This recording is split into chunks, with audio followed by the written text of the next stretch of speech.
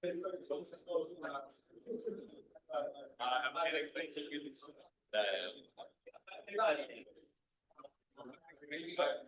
tell you a little more. Thank you.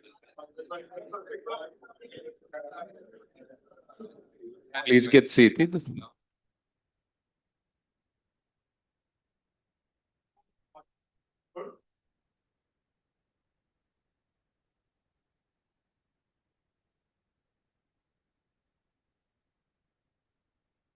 We have two wonderful papers for the afternoon. The first one is by Giulia Buccione and is about religious messaging in Jordan.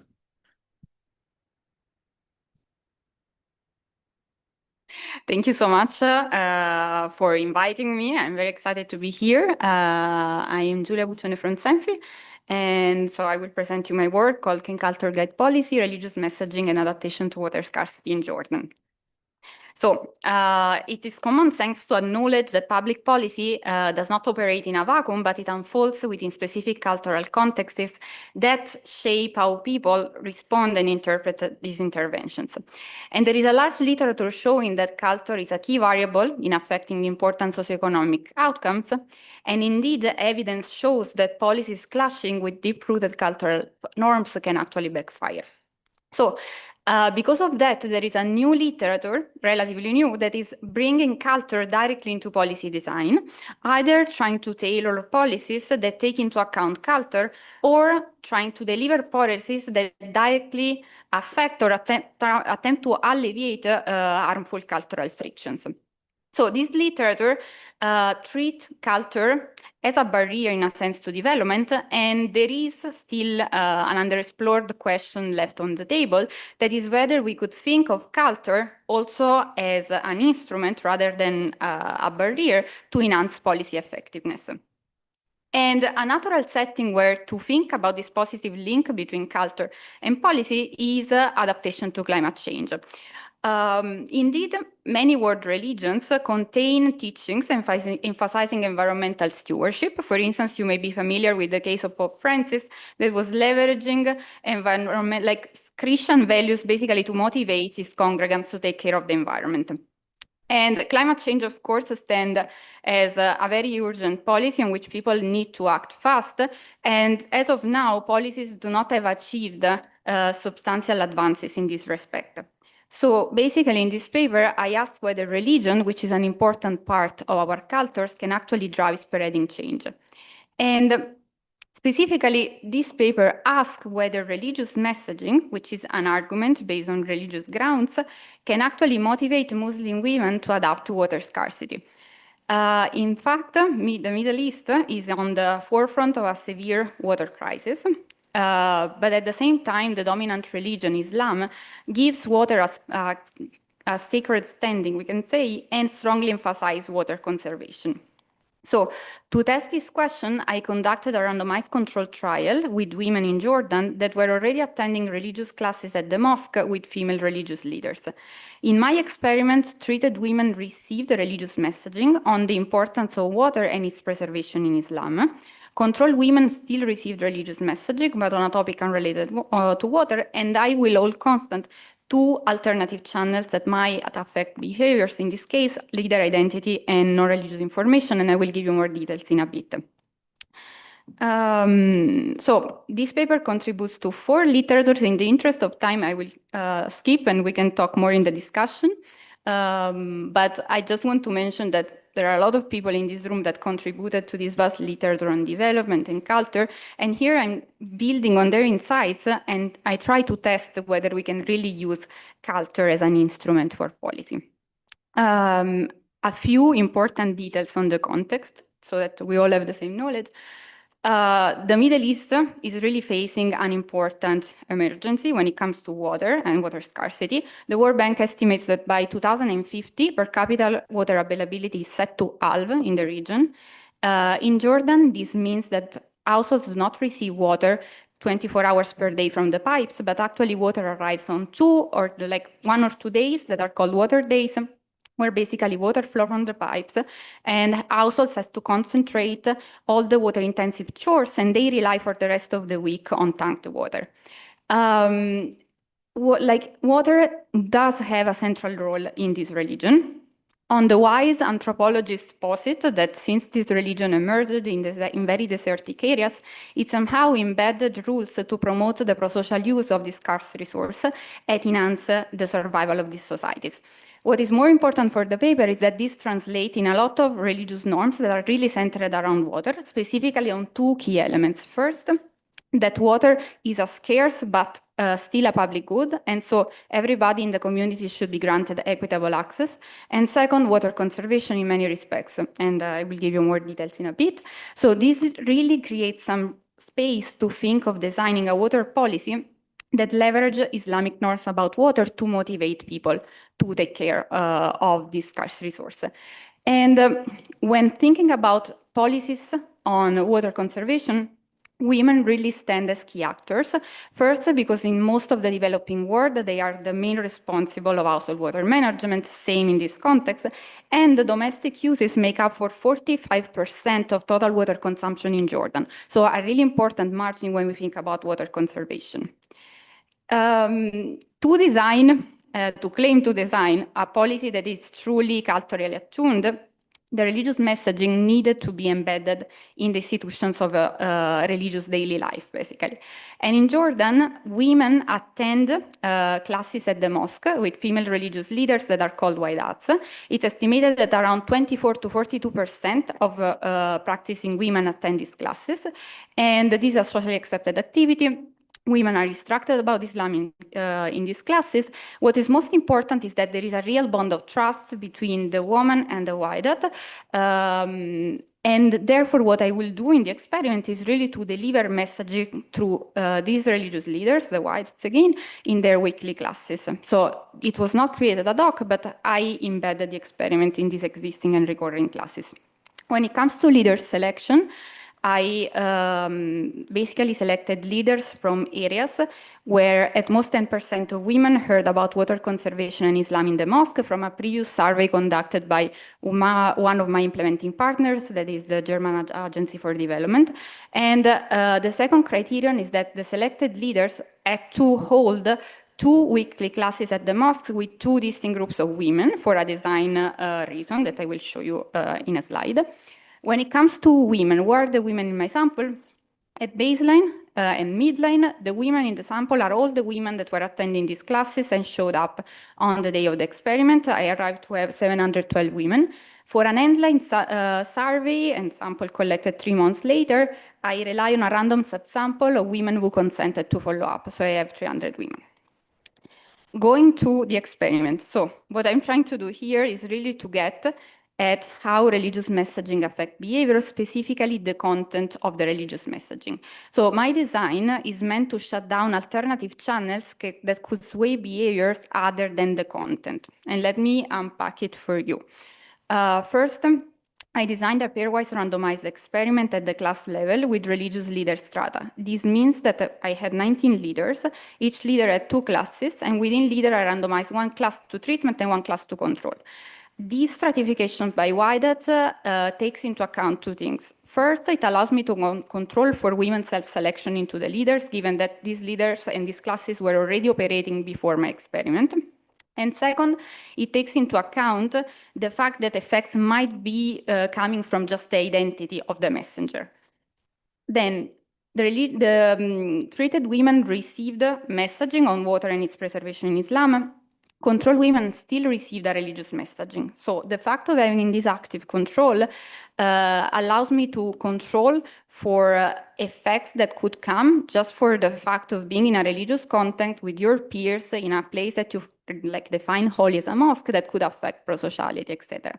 And last, both groups, irrespective of treatment status, received non-religious information from the waidat on the water crisis in Jordan, the importance of water conservation and available water-saving methods without any religious framing. So the provision of non-religious information is really meant to equalize baseline knowledge about water and take into account the fact that delivering a religious messaging might carry non-religious information that can actually affect behaviors. For instance, if the leader come and tell you about the religious acceptability of using treated water, she's not only giving you the green light to use the technology, but she's also informing you about the existence of the technology. So this is why we have this extra provision of information, and therefore the effects here are identified really out of the variation in the content of the religious messaging, holding constant the identity of the leader, the non-religious information provided, and the religious context.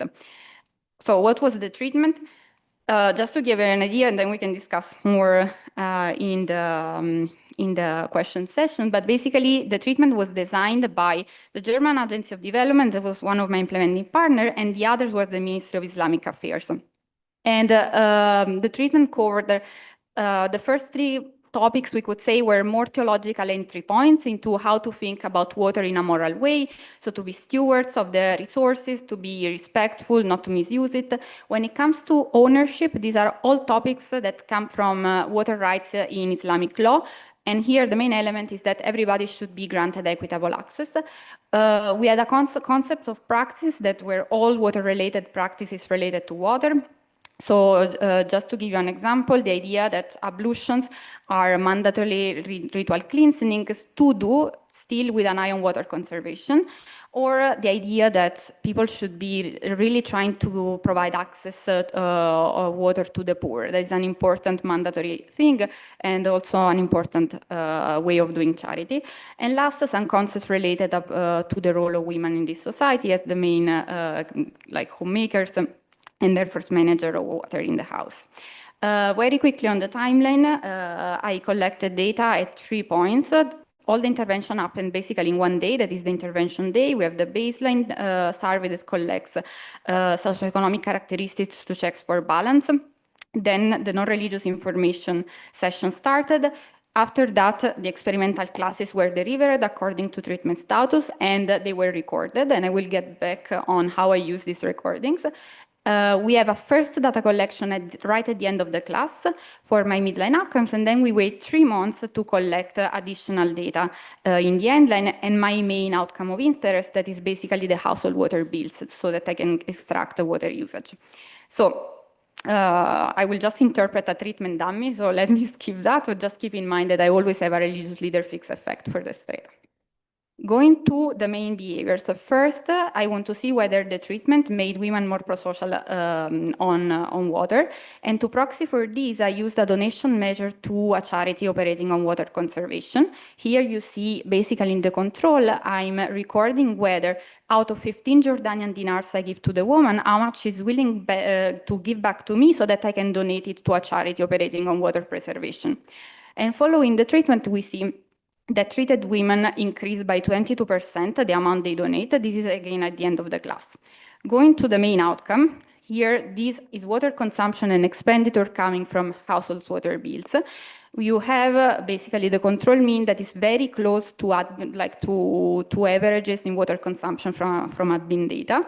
And what we see is that following the treatment, households reduced by 18% the water consumption in the bill. If you want to put this magnitude in perspective, this accounts to basically around a 5-minute shower less per household per day over a 3-month period, which is behaviorally meaningful but also manageable. And if you want to think in terms of tariffs, to get this reduction, we would need an increase in tariffs of around 35 to 70%, according to elasticities estimated in Amman. And if you want to place this effect into the environmental economics literature that works on natural resource conservation, I find that these effects are over 3 times larger than similar programs that use social norms, social comparison to basically get some conservation behaviors in place. Another important thing is whether these effects is masking some relevant heterogeneity. given that we are really operating in a water-constrained setting, and so we would not want to push women that were already very water-constrained to reduce their water consumption further. So in panel B, I basically show you results from a quantile treatment effect analysis that detect that in my sample, the effects are really driven by high users above the 75th percentile. So these are women that already had higher than average consumption, very in line with the environmental literature that we will always find these people to respond to these interventions. If you're curious about the how, I find that treated women became more water efficient on water-intensive chores. They were more likely to install water-saving devices in the households, and this translates into important welfare gains because treated women report to be 27% less likely to run out of water in the tank before the next water day. So this is an important margin. I have like a long robustness check analysis. We can talk later about it. Going to the mechanism section. So now I find that religious messaging has this strong effect on behaviors, and I want to understand why, what is happening, what is going on. The hypothesis of this paper is that deep-seated beliefs, specifically religious ones, are really motivating individuals to change behaviors. And here we can think about religious beliefs on water as views on what Islam dictates in these situations involving water. So what I will try to do in the next slides quickly is to first show you that I can rule out that beliefs other than religious ones were moving, specifically environmental or moral concerns that, of course, my messaging might have moved. Second, I will show you no effect on other non-belief factors, such as information, desirability, salience, and religiosity. And third, I will go a step further and leveraging my very granular data on beliefs, I will try to pinpoint which specific religious belief on water moved that are thus pivotal to behavioral change. So I'll start from the first. What beliefs moved? In my endline sample, I basically asked women why they saved water in this 3-month period. And they could choose between a religious reason, I save water to be religiously pious, environmental reason, I save water to be more water efficient, or a moral reason, I save water for future generations. And what we see here is that treated women were more likely to choose the religious reason over the other. Second, I can show you that I don't find differential effects between treatment and control women on a battery of outcomes that try to get at differences in pure information, so non-religious information, desirability bias, engagement and attention in the class, and religiosity and broader conservativeness. I already explained you that part of my design was really structured already to take into account a few of them, but here I directly tested in the data. So, taking stock, this really seems evidence that the observed behavioral changes stem from changes in religious beliefs about water.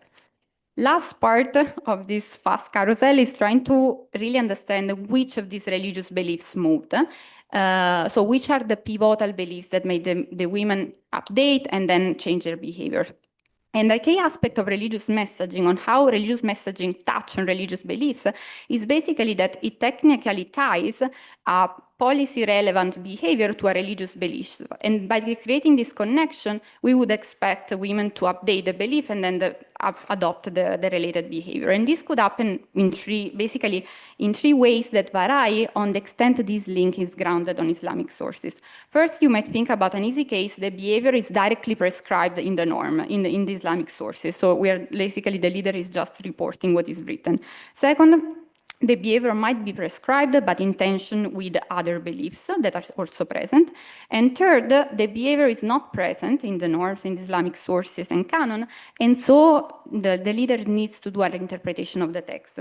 To give a bit more of grounding to this, that sounds very abstract, what I did was basically ask women whether they supported 6 religious beliefs that varied on the extent they were grounded in the Islamic sources. Here you have the 6 beliefs that are ranked from the top to beliefs that are very grounded up to the last one that is very ungrounded. And to validate this ranking, I asked 20 out of sample women whether they thought that this was grounded or not. So this is the ranking. To give you examples, the first case I was telling you about the behavior is explicitly prescribed. We could think about the case of being moderate in ablutions. There are many instances of the Prophet that give examples that ablutions should really be water conservative, even if you are next to a running river. behaviors that are present but in tension with others. Again, the case of ablutions. Ritual cleansing in the standard way should be repeated 3 times, but the Islamic sources allow people to just do them once if you are in very water scarce settings. So here, the balance between what you choose is really given to the emphasis you give to ritual purity or water conservation. Last, the most extreme case coming from really a novel interpretation of the text is the example of treated water. For many reasons, treated water was not allowed in Islam.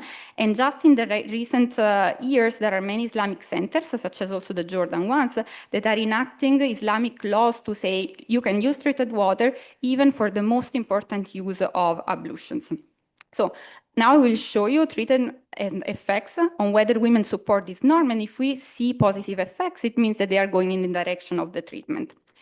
And what we observe is a very interesting gradient, I think. We observe that not all religious norms move.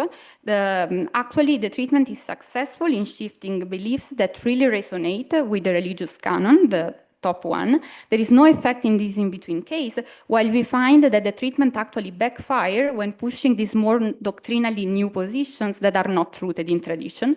And this backlash is driven by conservative women. So there is somehow a role for prior religious convictions, somehow to filter what the person is hearing from the leader that can influence the process of belief updating.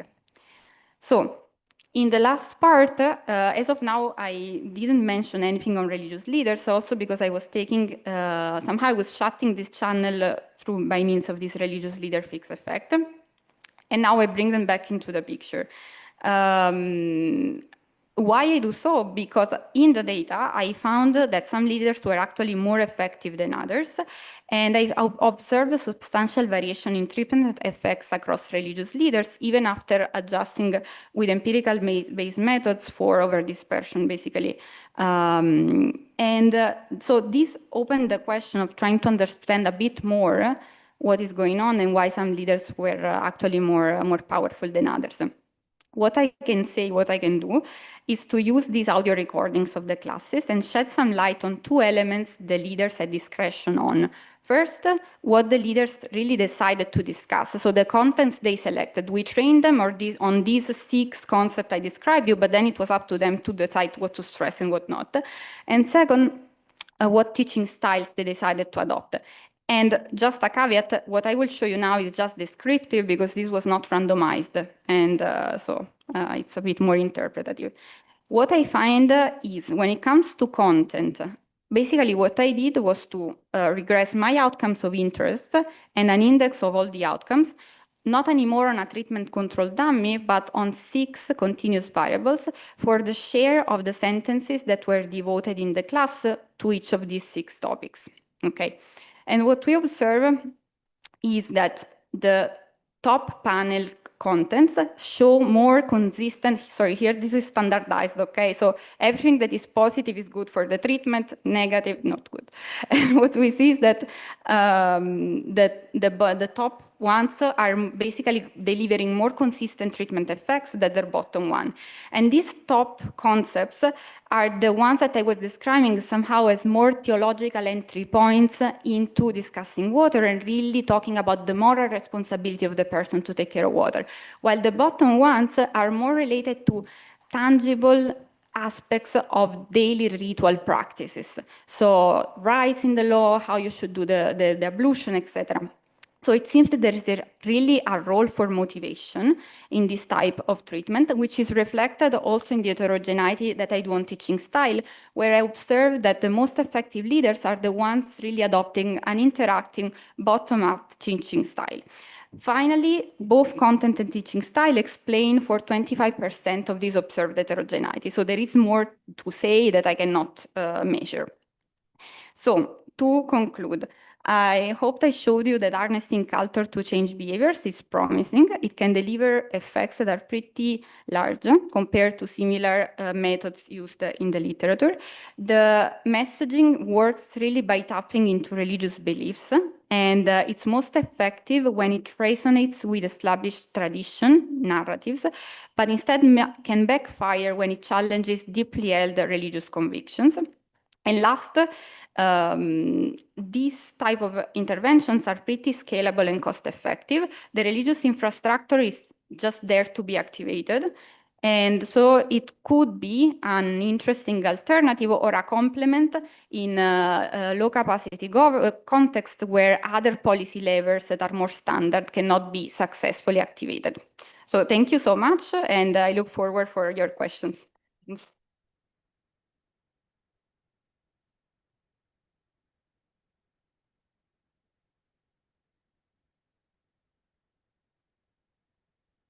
And our discussant is Matt.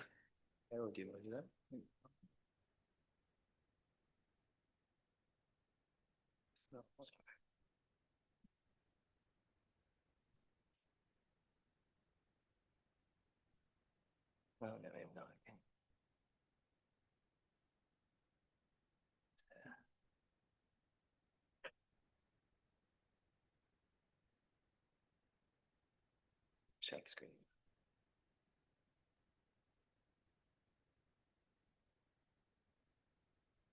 Great. Thank you. Okay, great. So so I'm really grateful for the organizers for having me discuss this paper.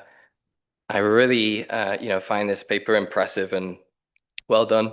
This to me is the type of paper that you leave for a day when you have no energy to work on your own projects and you're trying to find a treat that will get you through the workday and still feel like actual work. So that's what I did with this paper. There's a bunch of things I like.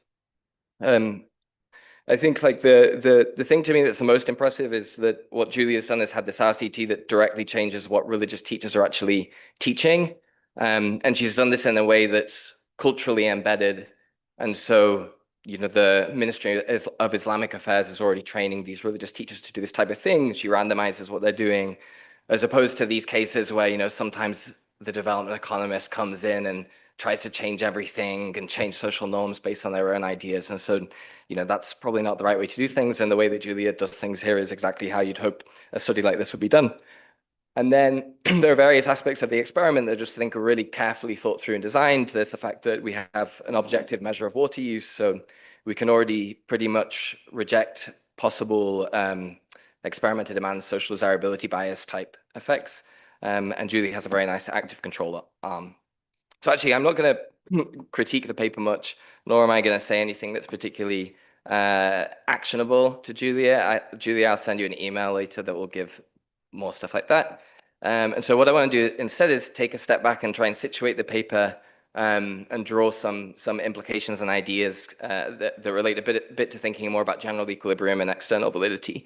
So the way that I want to do this is I want to kind of just talk through what would be the building blocks of a model that we might have in mind here that's going to think more about what sort of teaching we should see in equilibrium. And so one way to think about this is that there's a country, in this case, Jordan, people follow a certain religion in that country. That religion has a text. And so the text is the Quran. There's other texts as well people follow. That text is going to be a constraint on what religious teachers can plausibly teach. The text covers many topics, and some of those topics it's going to cover somewhat ambiguously. Other topics it's going to cover in a way that's much more clear cut. One thing I just find really interesting about the setting here is that many of these religious texts are just incredibly long, and so they actually cover incredibly many topics.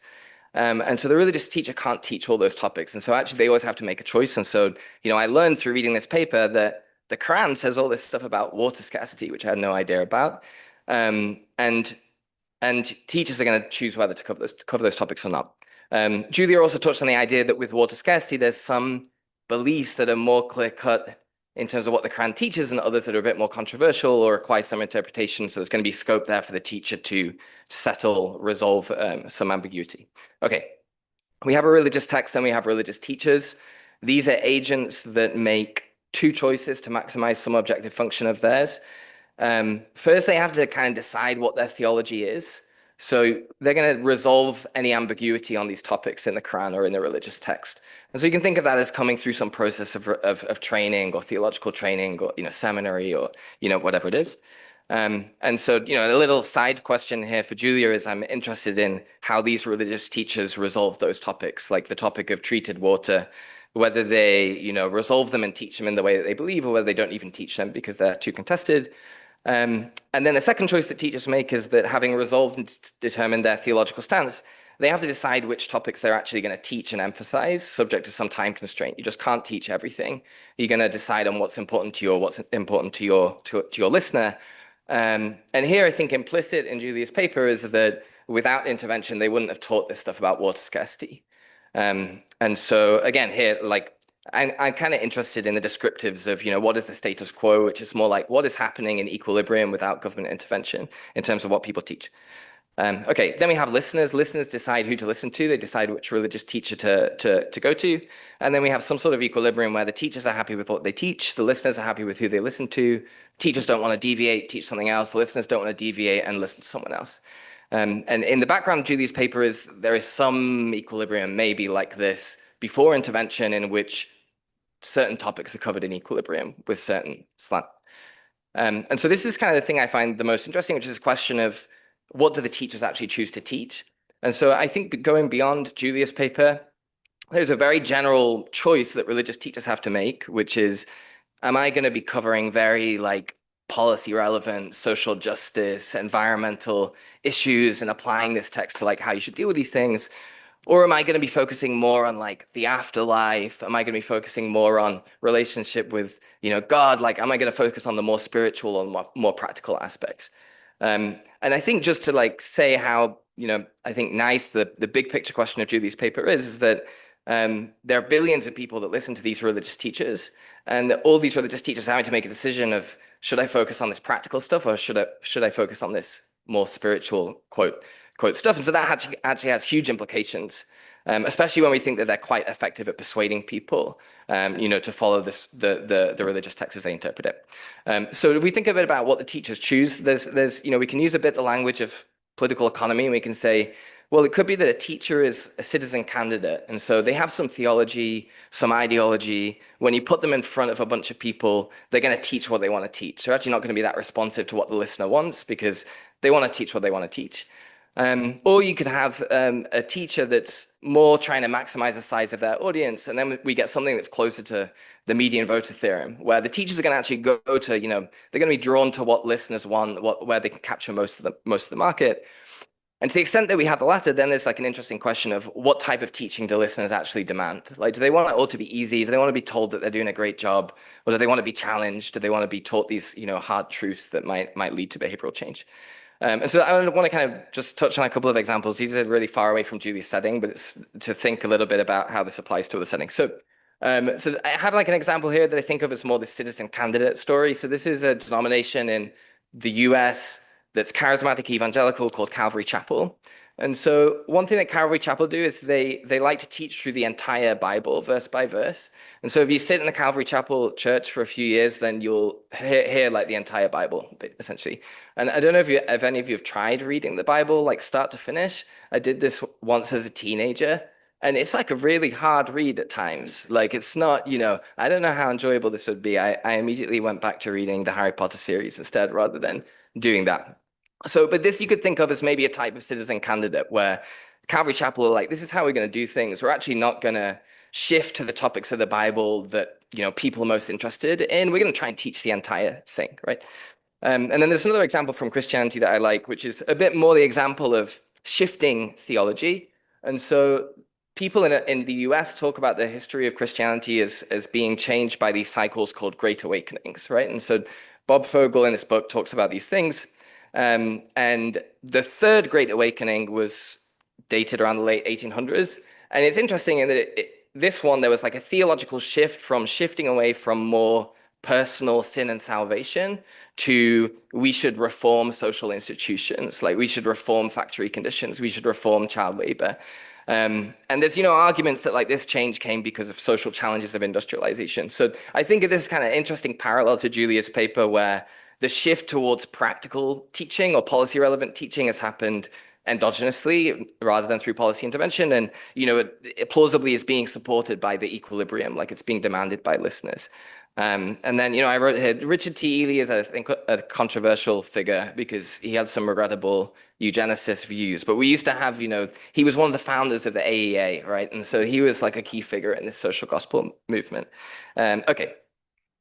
So then if the leaders are going to try and hew towards what listeners want, then there's also, I think, this interesting question of what does the listener of a religious service or a religious teacher actually want in that teaching, right? And I think, like, naively, the first thing we might think is we might think, well, you know, people have motivated beliefs, like they want to be told that they're doing a good job. They don't want to hear like these, you know, hard truths. They don't want to hear these hard rules to keep. And there's a quote, so David Hume and Adam Smith had a bit this debate about, you know, when preachers are disciplined by competition, is that going to be good or bad? David Hume's like, maybe it'll be bad because, you know, he says no regard will be paid to truth. Every tenet will be adopted that best suits the disorderly affections of the human frame. So basically you have this problem that if you're going to hew to the listener, you might not have an incentive to tell the harsh truths that, you know, that are true potentially. In practice, one thing that's interesting, I think, is this really cool insight of the econ of religion literature is that often strict churches that have a lot of behavioral prescriptions are actually successful churches. So it's almost like the opposite of what you'd think. And then, you know, one way people interpret this is through the lens of the club goods models, where it's like strict churches are good because they screen out the free riders. That keeps everyone really, you know, exerting effort in these churches. It makes them healthy and it makes them thrive. And so on strictness, there's also like an interesting result, which I think Julie didn't touch on, which I like, which is that if you look at what her treatment does, in the very short run, it causes people to update negatively about their own water use. So it challenges people. Like they come out of the thing thinking, oh, I actually am not doing a good job at this. I'm not using water very well. And then they later bring their behavior in line and then they revise their beliefs back. And so, you know, one way of thinking about that is that this is a type of preaching that is challenging people and kind of saying, you know, you might not be doing this right currently. And then it causes people to change. And then, you know, a question I would have there is, again, related to this idea of can this be supported by an equilibrium? How do people like this type of teaching, right? And so how do people like what happened in treatment versus in control? Could you imagine that they like it enough that the teachers are like, yeah, I want to keep teaching this. Like, even if there wasn't government intervention, I'd want to keep teaching this stuff on water scarcity. Okay, so let me kind of bring it back to the big picture. So one way I think of understanding the case of Julia's paper is that given that this is Jordan and Islam, where there's this Ministry of Islamic Affairs that actively intervenes in what religious teachers are teaching, you can say, well, this is a case where the state can actually directly influence the choices of teachers, which is a bit different to how I talked about the equilibrium, because maybe here there's less choice for the teachers themselves, the state intervenes. And then even though the state intervenes, that intervention doesn't undermine the persuasion of these teachers, which I think in itself is interesting. And here I also have the question of, you know, do the people that go to these teachers, do they know that the state, you know, gives them this guidebook and tells them you should teach these things? Because, you know, one story would be like, once, you know, the state's intervening, the teaching should lose some credibility, perhaps. But another story would be that, well, you know, maybe in Jordan, it's really kind of, you know, understood that state and religion are deeply intertwined. So this isn't thought of as a strange thing that undermines teaching credibility. And then if we think about trying to go beyond, we don't know beyond 3 months in the paper, but if we think about this question of would this persist, then it might be interesting to think about whether an equilibrium, you know, can sustain it without this intervention. So that would relate to the teacher's preferences. If the teacher is a citizen candidate, do they like teaching this, or do they really want to focus on other things? Like they might be like, I don't really care about water, I care about prayer. I think people should be praying, you know. And then, you know, what do the listeners want? Like, do they like this way being challenged, or do they prefer other things? And then if we go beyond the setting where state and religion are intertwined, we can say, well, what implications does this paper have for settings in which there's maybe stricter separation of church and state? And so, Julie, you know, I think you say these things, it's quite right to conjecture them, which is that, you know, there might be a real policy tool to be used here because these preachers or these teachers are effective at persuading people. And so I guess a couple of quick thoughts there. One is that if you can't control the teacher's choices, then you need to persuade them that it's in their own interest to do it in a way. And so, you know, one idea here would be, you know, maybe you could identify misperceptions. Maybe teachers don't realize that the practical teaching goes down really well. And once you get them to experiment, they then want to do it even without intervention. And then the final point is just that, you know, alternatively, you can, instead of directly intervening, we can study as economists when and why this practical side of teaching emerges endogenously in equilibrium. And then I'll just kind of, so, you know, I think the paper is great. As I said, almost nothing that I've said is you need to change the paper. I can email you separately some things. I really like the big picture topic, and I mentioned this briefly. Like, I think what really makes me think it's important is that there's just so many people that listen regularly to religious teachers. The religious texts cover so many things that are actually not covered from the front because of time constraints.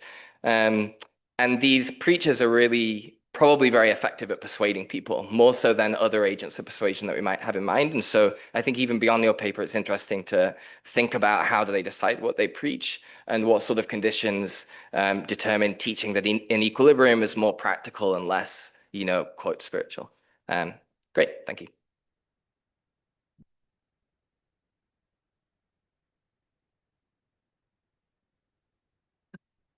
We have quite some time for questions.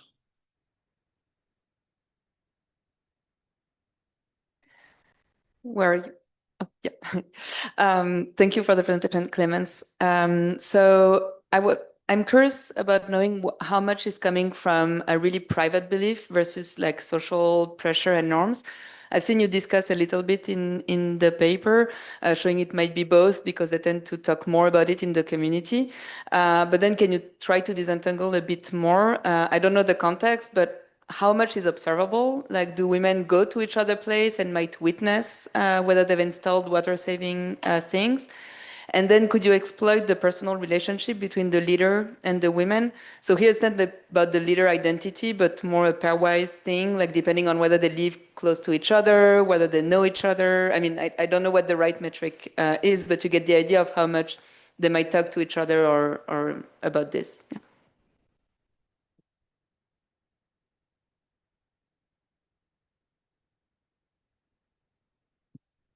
Thank you, Juan Felipe. Very interesting paper, loved it. Just one question regarding the water scarcity. So you mentioned you have some heterogeneity based on that.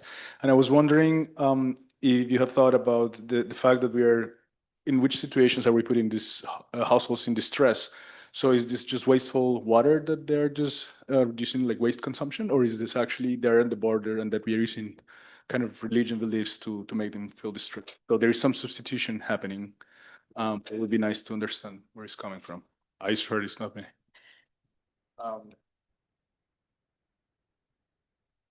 Thank you very much for a very interesting paper. I'm Adam Brzezinski.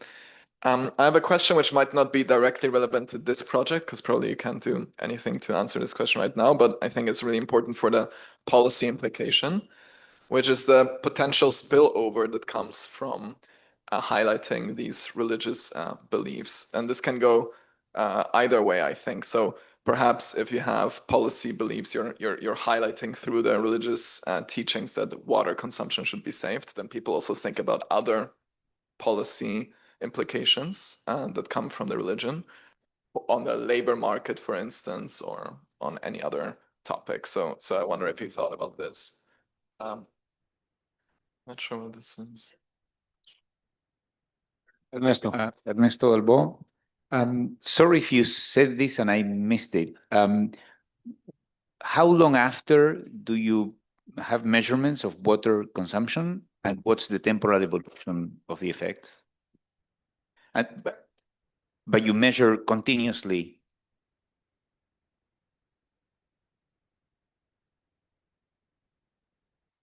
After 3 months, and it's a quarter water bill. So it's billed just once in quarter. Yeah. Okay.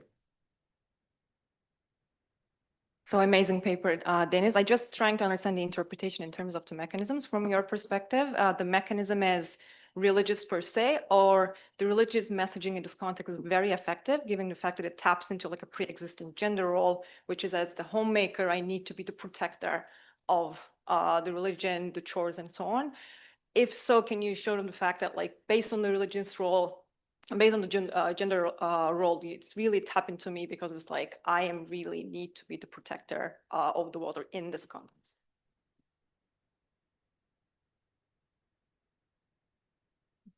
Any questions from Zoom?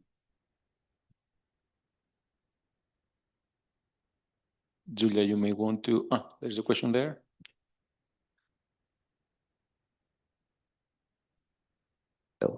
Saad Gulzar.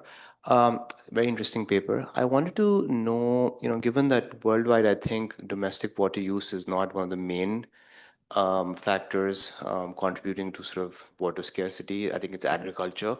But I think what I wanted to ask you was, what are some lessons we can take from this setting to other types of environmental degradation where domestic decisions or personal decisions are perhaps more important, perhaps, in the realm of trash production, etc.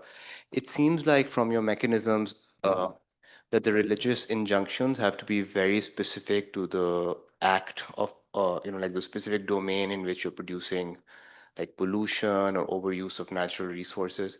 Is that the right takeaway from this project, which is the power of religion really lies on its specificity and not in terms of like a general framework, moral framework that it might provide you in terms of overuse of environmental resources?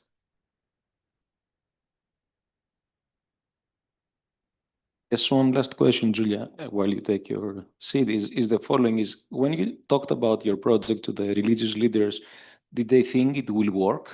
Did they think that it is, a weird idea, or they were, they thought that it would work and it actually did? Okay, thank you so much. I hope the microphone will collaborate. Okay. So on the first to answer, and thank you so much, Matt, for the discussion. It was very good and it actually opened space for a new paper, perhaps, on really thinking about religious sermons and so collecting more data on really like what's going on. But to give a bit of context that also it gives a lot of credit to what you're saying, because it's exactly it mirrors very well what is happening in Jordan, basically, and in the Middle East. I will talk. I will talk. Can we switch off all microphones?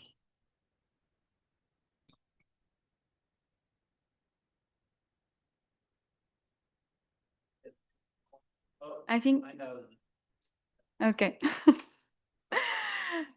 Okay.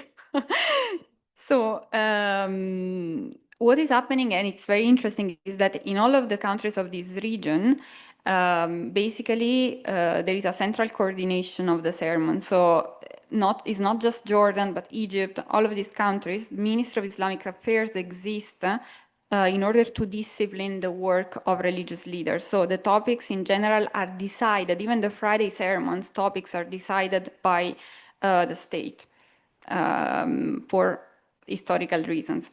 So there is something to do with this data and potentially understand what is going on. And even if the topic is chosen, what the leaders decide to stress more in basically in speech. So going to my context, we were exactly following this basically routine that they're used to have.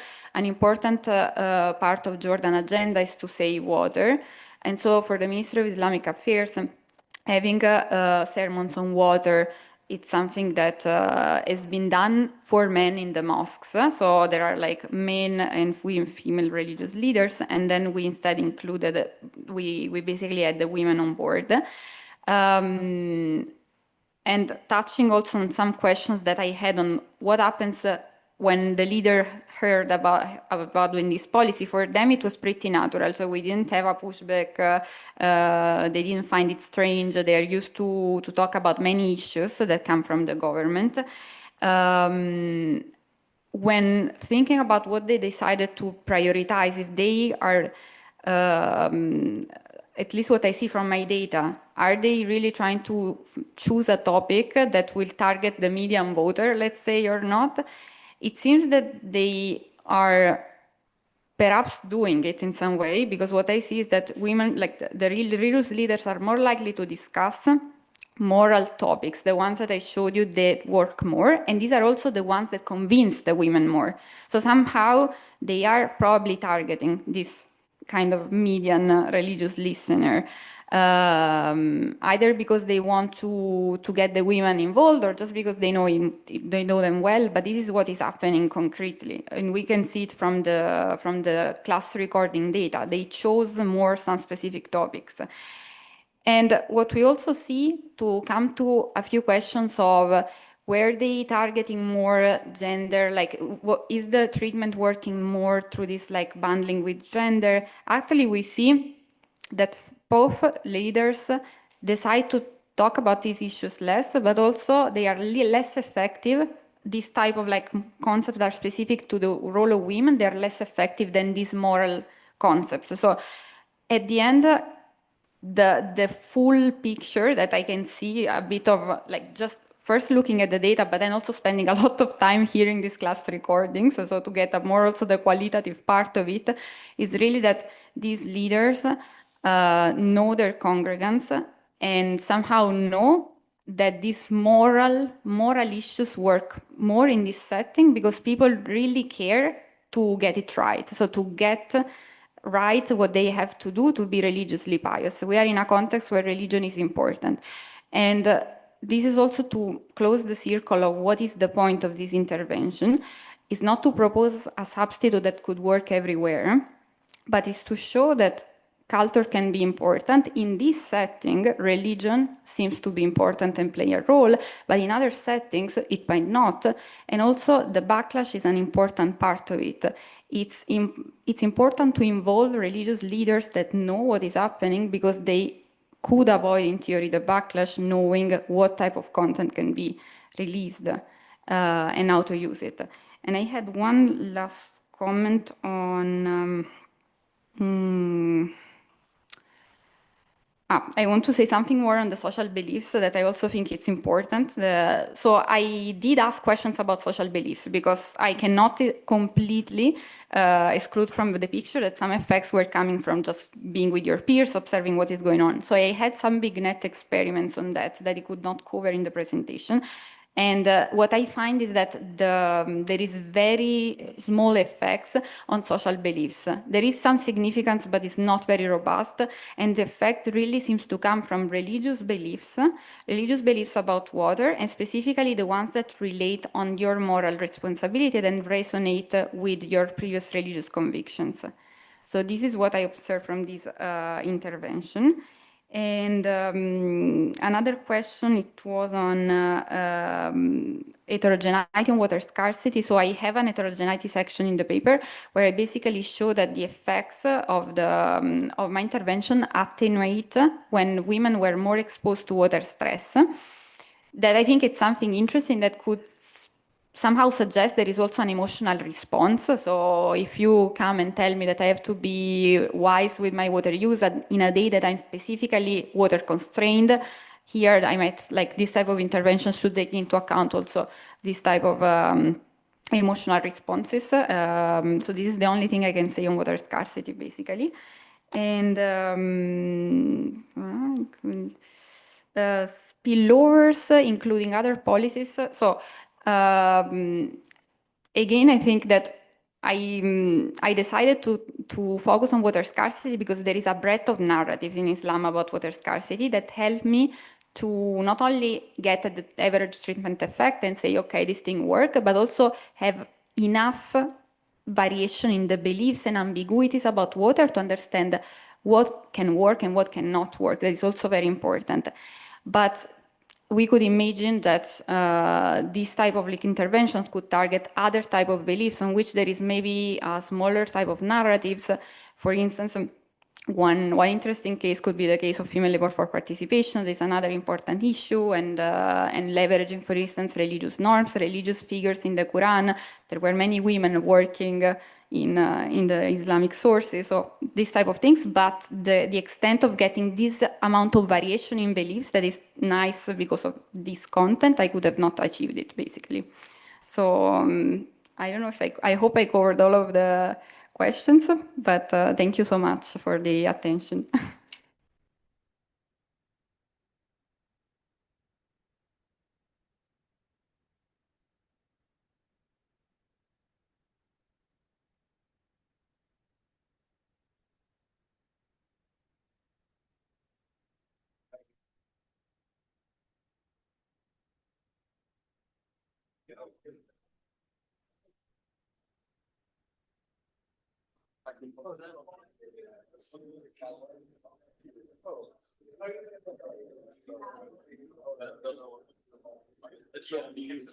Yeah, thank you for letting me know.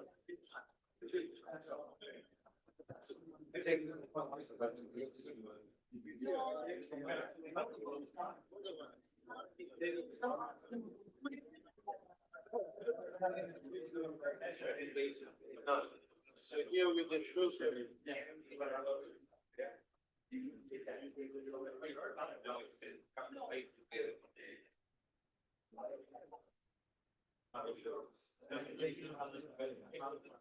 Thank you, Rico. How's it going?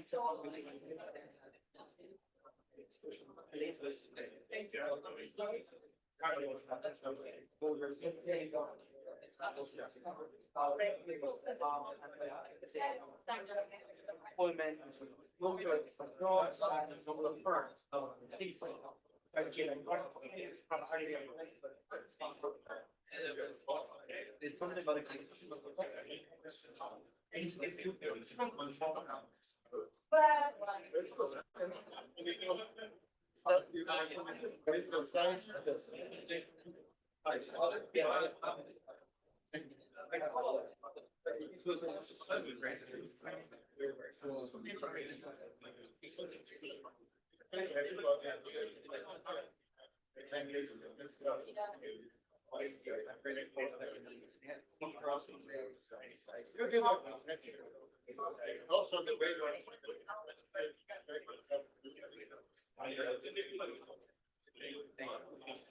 Yeah, it's been.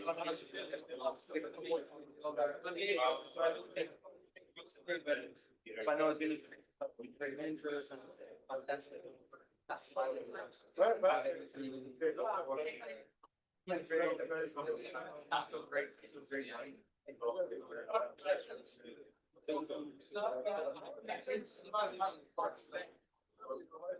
Everything's great. I wish I had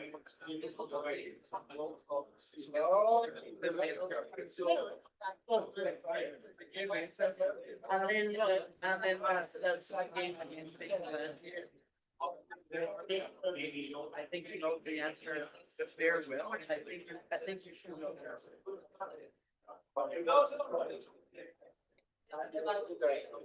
So the guys,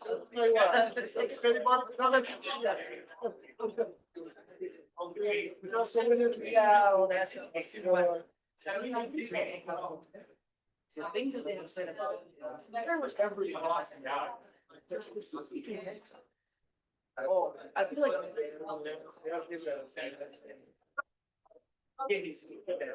after sleep was 4 months, I can have so like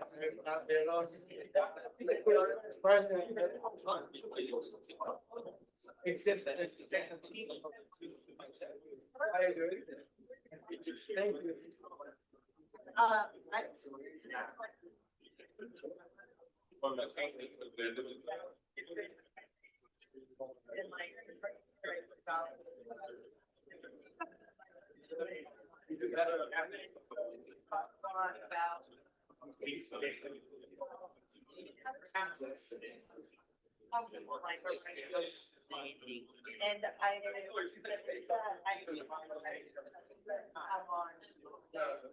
matters why. Wearing special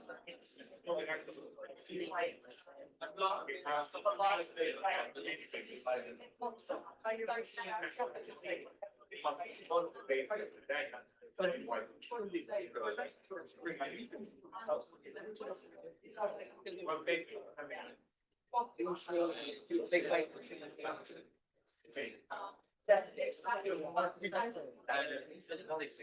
The next one, perfect. Good. Do you have a USB?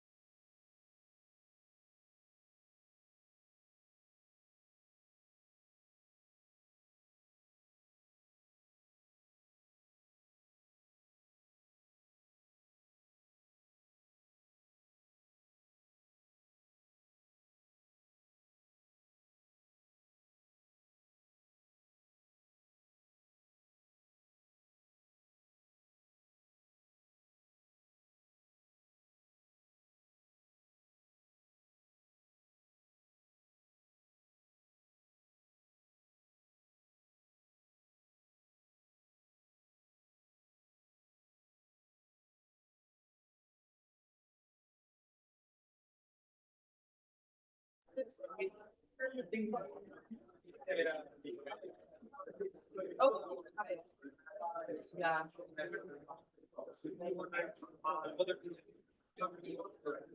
Yeah. Great. Yeah.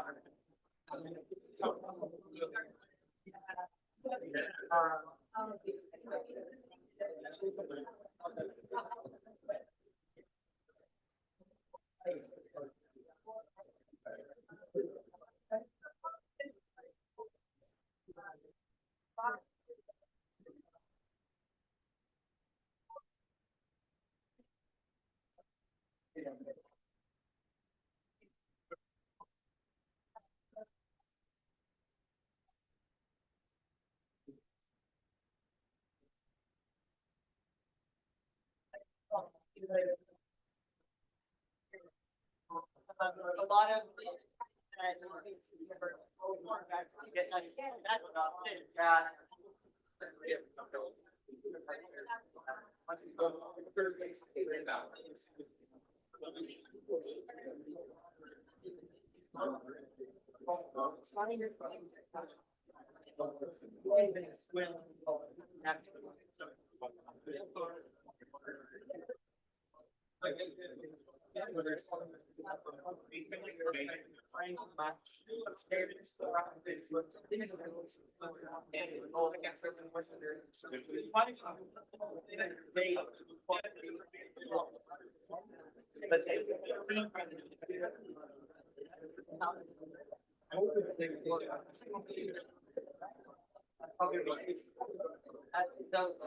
Yeah, that's really.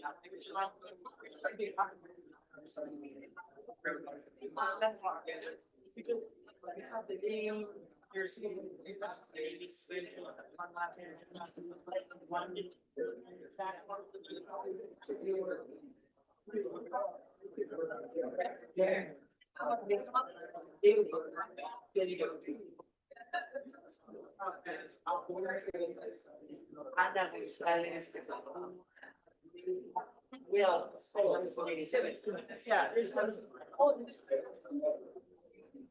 yeah. Yeah.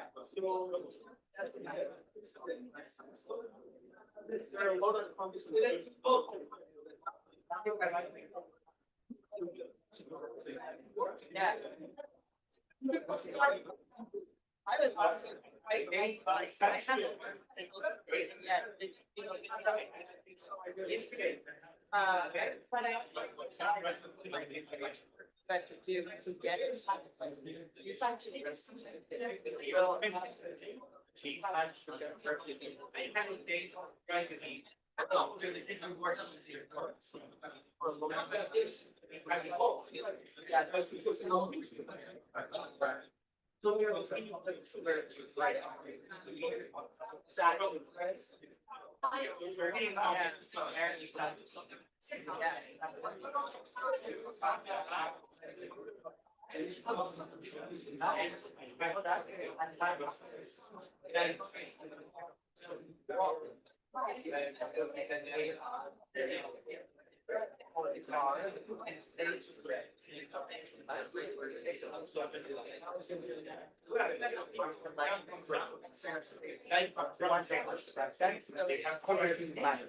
Yeah.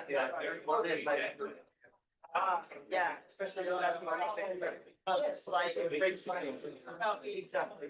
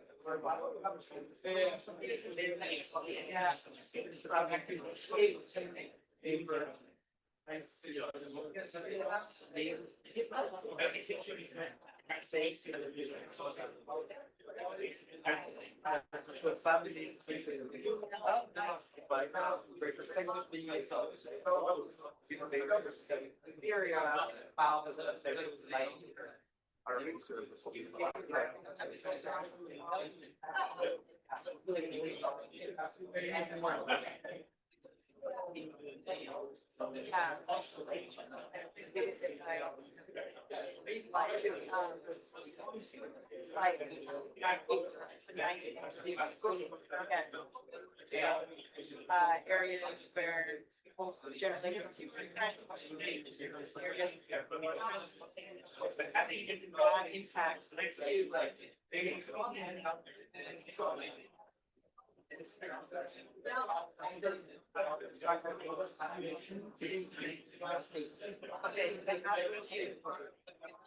Okay. I know. Okay.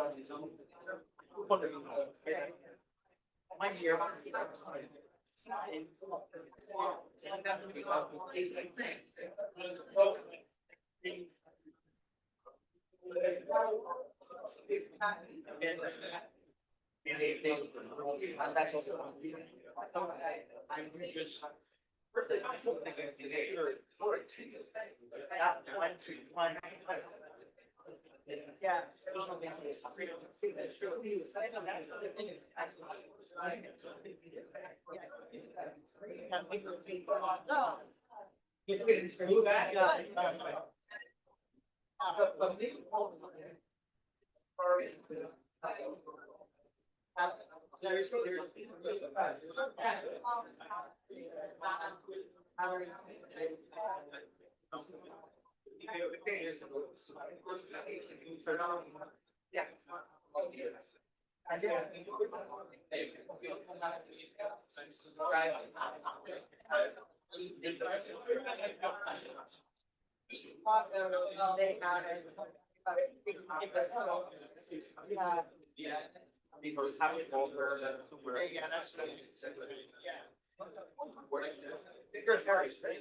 Yeah, so like, yeah.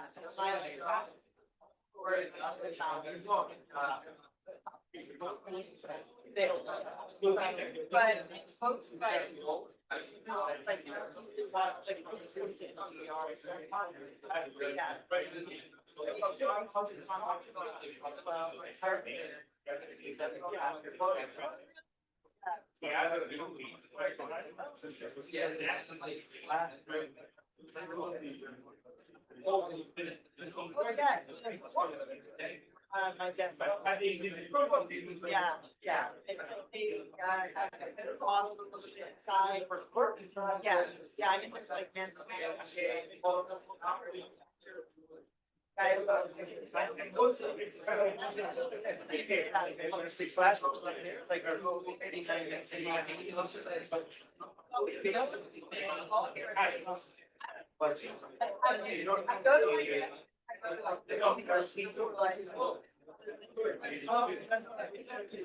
am not.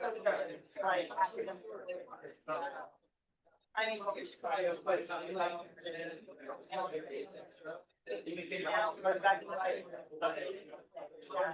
I mean,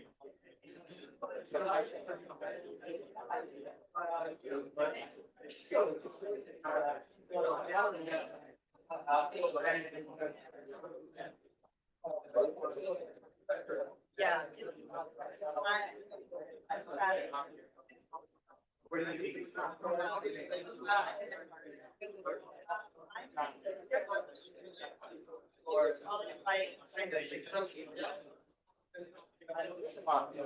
There is. Yeah.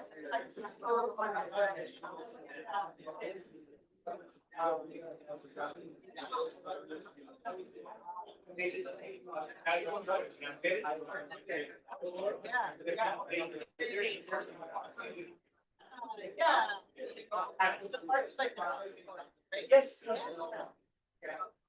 The brother.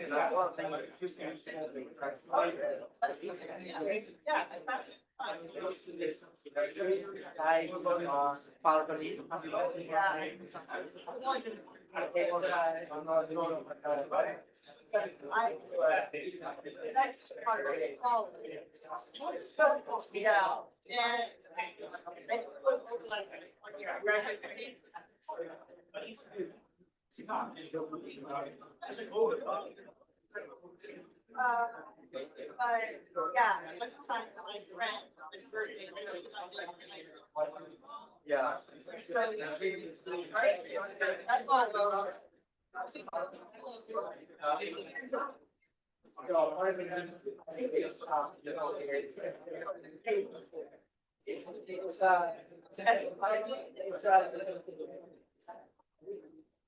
You're part of this.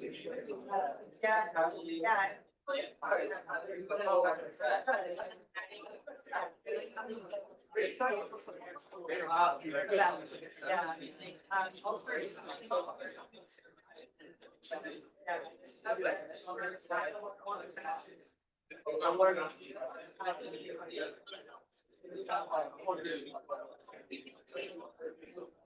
Wow.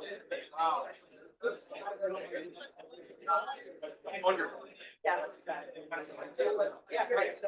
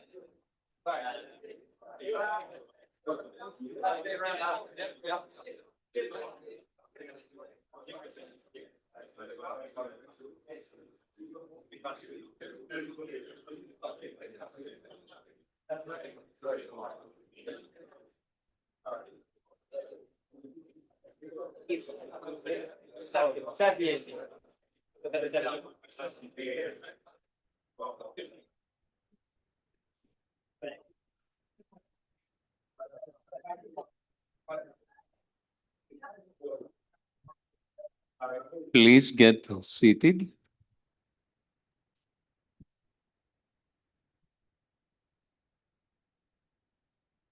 We're very happy to have Xavier joining us for the next hour. You have 25 minutes. Go.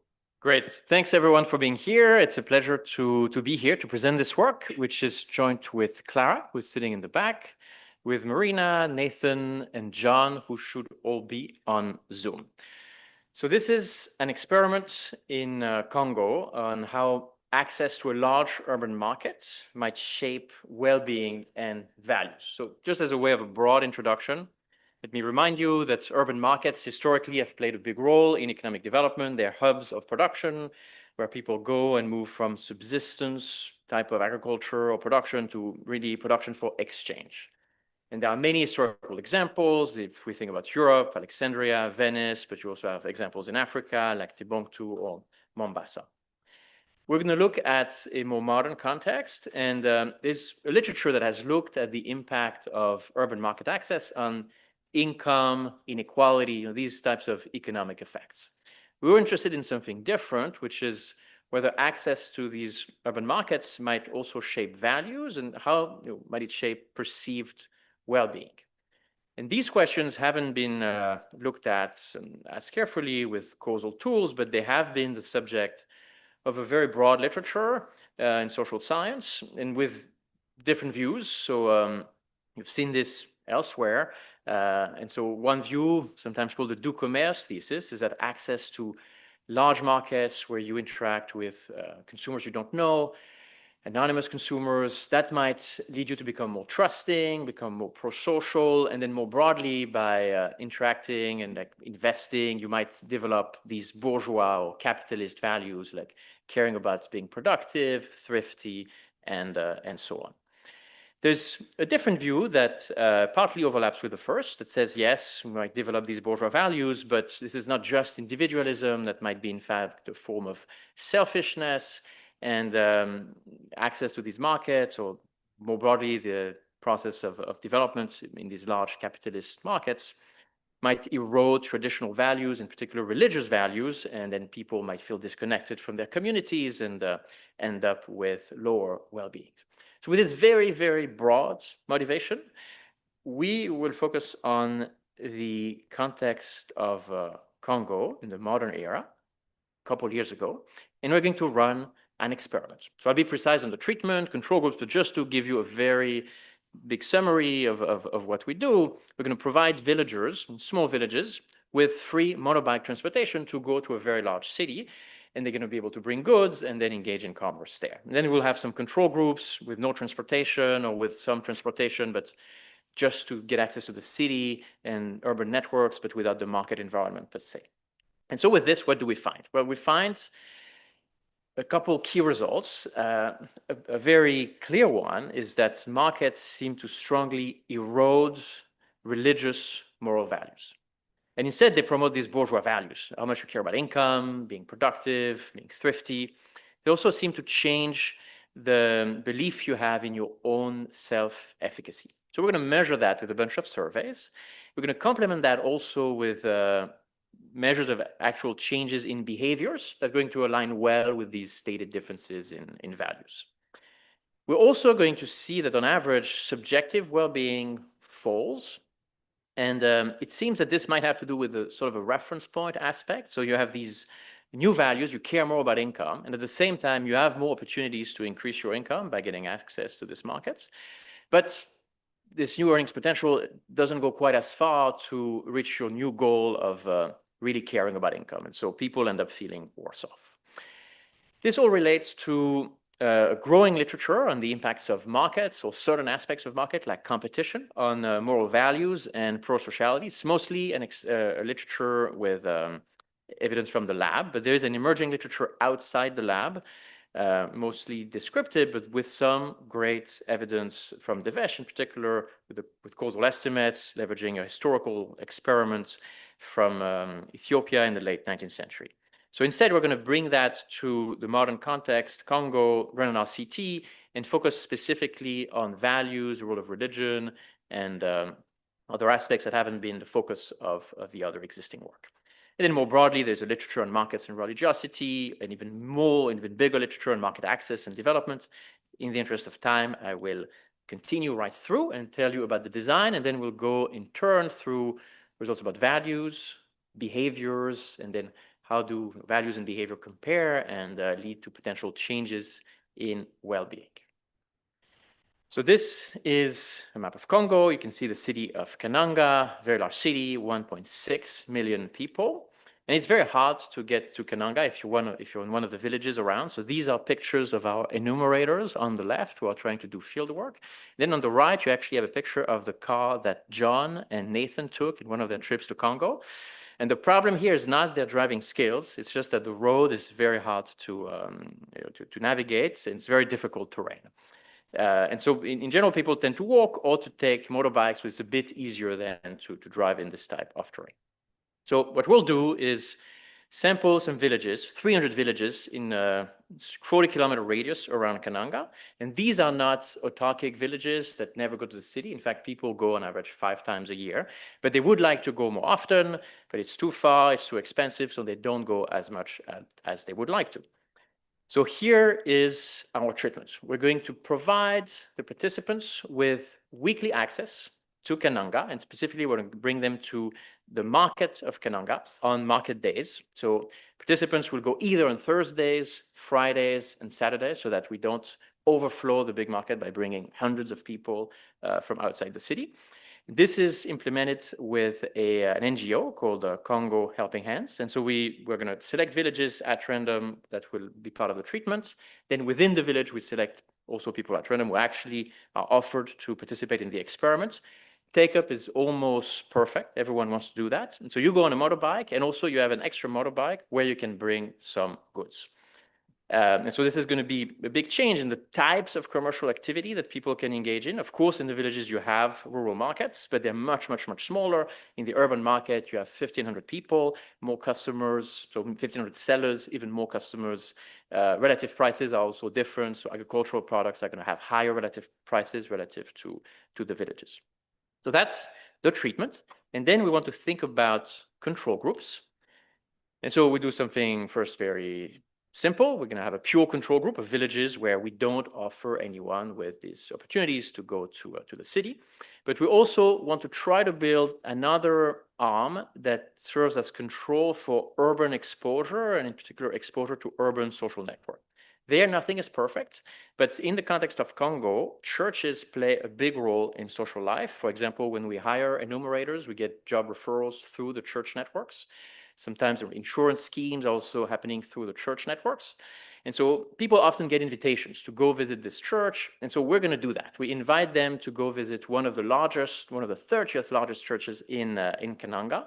And so they get the transport, just like our actual main treatment group for market access, but they don't get the extra motorbike for the goods, and we just bring them to the church for Sunday service.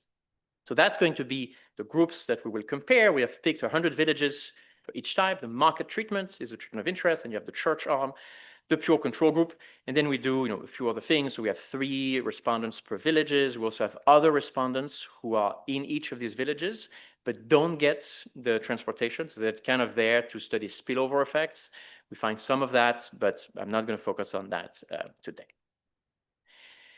We've worked on this for a long time, but the main thing is that we're going to roll out this program in a staggered way from 2021 to end of 2023, just to avoid sort of overflowing the market by bringing lots of people on the same day or bringing lots of people to the church on the same day. So this gives you the setting.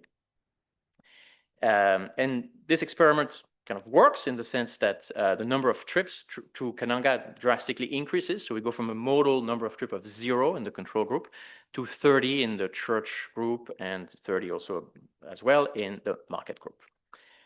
With the NGO, we collect some data about what they do when they're in the city. And so we see that the market arm participants do spend most of their time actually selling goods rather than buying or just wandering around. And the church participants, well, they go to church and then they return to the village after. There's very few cases of them trying to sell something before or after, also because they don't have an extra motorbikes to bring the goods.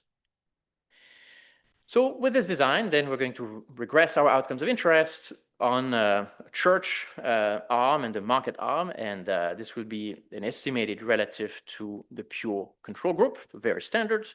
Just one thing to note is that we're going to measure our main outcomes actually 9 months after the end of the program, because we don't want to capture just a purely transient effect of this program. And so for some participants, it's going to be measured 6 months after, others 12 months after, to give us a sense potentially about trends. We're not going to find differences in terms of time relative to end of the program. So just going to show you the average effect. And so that's going to be about 9 months after the end of the program. The program, as I mentioned briefly, lasted for 6 months. So now let's turn to the first main outcome. Is there a change in values? So let's see how we measure values. We're going to first ask people about the factors that they believe are most important for, quote, living a good life. So we give them 7 broad categories, which we've determined based on some focus groups. So family, health, community, education, religion, income, and tradition. And then if you're a participant, you will be asked to allocate 10 tokens or buttons across these 7 categories to convey what is most important to you. So you can introspect, see where you would put these tokens. We also ask then other questions. For example, we ask about the qualities of a good person. So this is related but distinct because this is going to be about traits rather than outcomes. So it's not going to be income as a category, but things like productivity or being thrifty. We also ask them about the values they'd like to inculcate in their children. So at baseline, people respond something like this. Religion comes out first, followed by family, community, and then you have some of the other categories. So let me first show you how the allocation of these tokens changes with the market treatment in a very transparent way, and then we're going to combine the data to reduce noise. So we keep first all the 7 categories, and here's the graph. So you have relatively large standard errors, but one thing is very visible, which is religion falls, and here the magnitude 0.24 means a 0.24 fall, 0.24 standard deviation decrease in the weight placed on religion. Income is positive, education is positive, marginally significant. For the church arm, not much seems to happen. So to reduce noise, we can start combining the different answers to the various surveys, the good life, good person, child values that fall in the same categories. And then we arrive at this. So see here, the market treatment arm, you have a 0.3 standard deviation decrease in this index related to religion, 0.2 increase in the index related to the role of money, 0.14 increase in the index related to productivity. So people do change the allocation of these categories in ways that are meaningfully large. On the other hand, in the church arm, there is no apparent change. And if you do a test of like the difference between church and market, it is significantly different. You have the p-values reported here in the last line. So why do we see that market seems to have this big effect on the erosion of religious values? In the interest of time, I will be too fast, but I'll just give you a sense of things we can explore. And this is, obviously less direct. It's going to be heterogeneity in the treatment effect and see what it's consistent with or not in terms of hypotheses. And so here you might think, well, there's an income effect. People during this experiment might become richer. Indeed, they do. I will show you that later. So they do become richer, but there's no correlation between how rich you've become during the experiment and the extent to which you say you're less religious. You might say, well, regardless of how it goes for them in terms of income, maybe they meet different people who are more secular. So there we also have an heterogeneity analysis in the paper. People go to different parts of the market where they're exposed to more or fewer customers. But again, that is not correlated with the change in religiosity. You might say, well, perhaps now they rely less on church-based services like insurance. And so that's something that we can measure, and we do not see a decrease in church-based participation to programs that provide informal insurance. So one mechanism for which we do find some support is the following. It's the idea that now your environment has changed. You have more opportunities. Perhaps there are now higher returns to your efforts because you can engage in commerce with this much larger set of consumers. And so maybe your sort of worldview has changed and you believe more that you are in control. You have a stronger belief in self-efficacy as opposed to thinking you're subject to some form of divine control. There's some literature with a very interesting paper by Ben Abu-Intirol in 2002 modeling some of these. When your environment changes endogenously, you might shift your beliefs about what you can or can't do. Beliefs act as an asset that will give you motivation and then help you succeed in certain tasks. And so for this, we have a question where we ask people, what do you think are the forces that shape your life in terms of different things? For work, for the amount of income you get, for the happiness you experience in your marriage, in your family. And so at baseline, as shown here, again, God comes out first. And then through the experiment, these weights change. And so here the weight placed on the self, reporting in the first column, increases by 0.16 standard deviation in the market arm, while the role of God falls by 0.2 standard deviation. So that's consistent with that potential mechanism. That's what people say. It would be interesting to see if they also behave in different ways. So that's what we're going to turn to next, looking at religion first, and then going back to these considerations around income. So for religion, we see a fall in certain forms of religious participation. So people report less private prayer, less participation in weekday church activities like Bible studies. On the other hand, we don't see a change in attendance at Sunday services. That's not surprising because in this context, 99% of people go to church on Sundays, and it would have quite strong stigma if you didn't do it. But then when we ask them why they go, there are some changes in the reasons they mention for attendance. So they're more likely, when they've been exposed to the urban market, to mention extrinsic motivations, so social support, friendship, as being what they look for when attending a Sunday service. So here we have some changes. As a more specific measure, we have a bunch of games. And so here I'm going to show you the dictator game where the respondents can allocate a sum of money, keep it for themselves, or share some of it with another participant that they don't necessarily know. And we share some information about who the other person is. And so if you give more, you're going to be more altruistic vis-a-vis this person. There's no consequences for you of keeping everything. So it's just a way to capture norms. And so you see here in the first column that there's no change in, on average, the extent to which people are pro-social. They just give out the same amount. You have a negative point estimate for market, but it's not significant.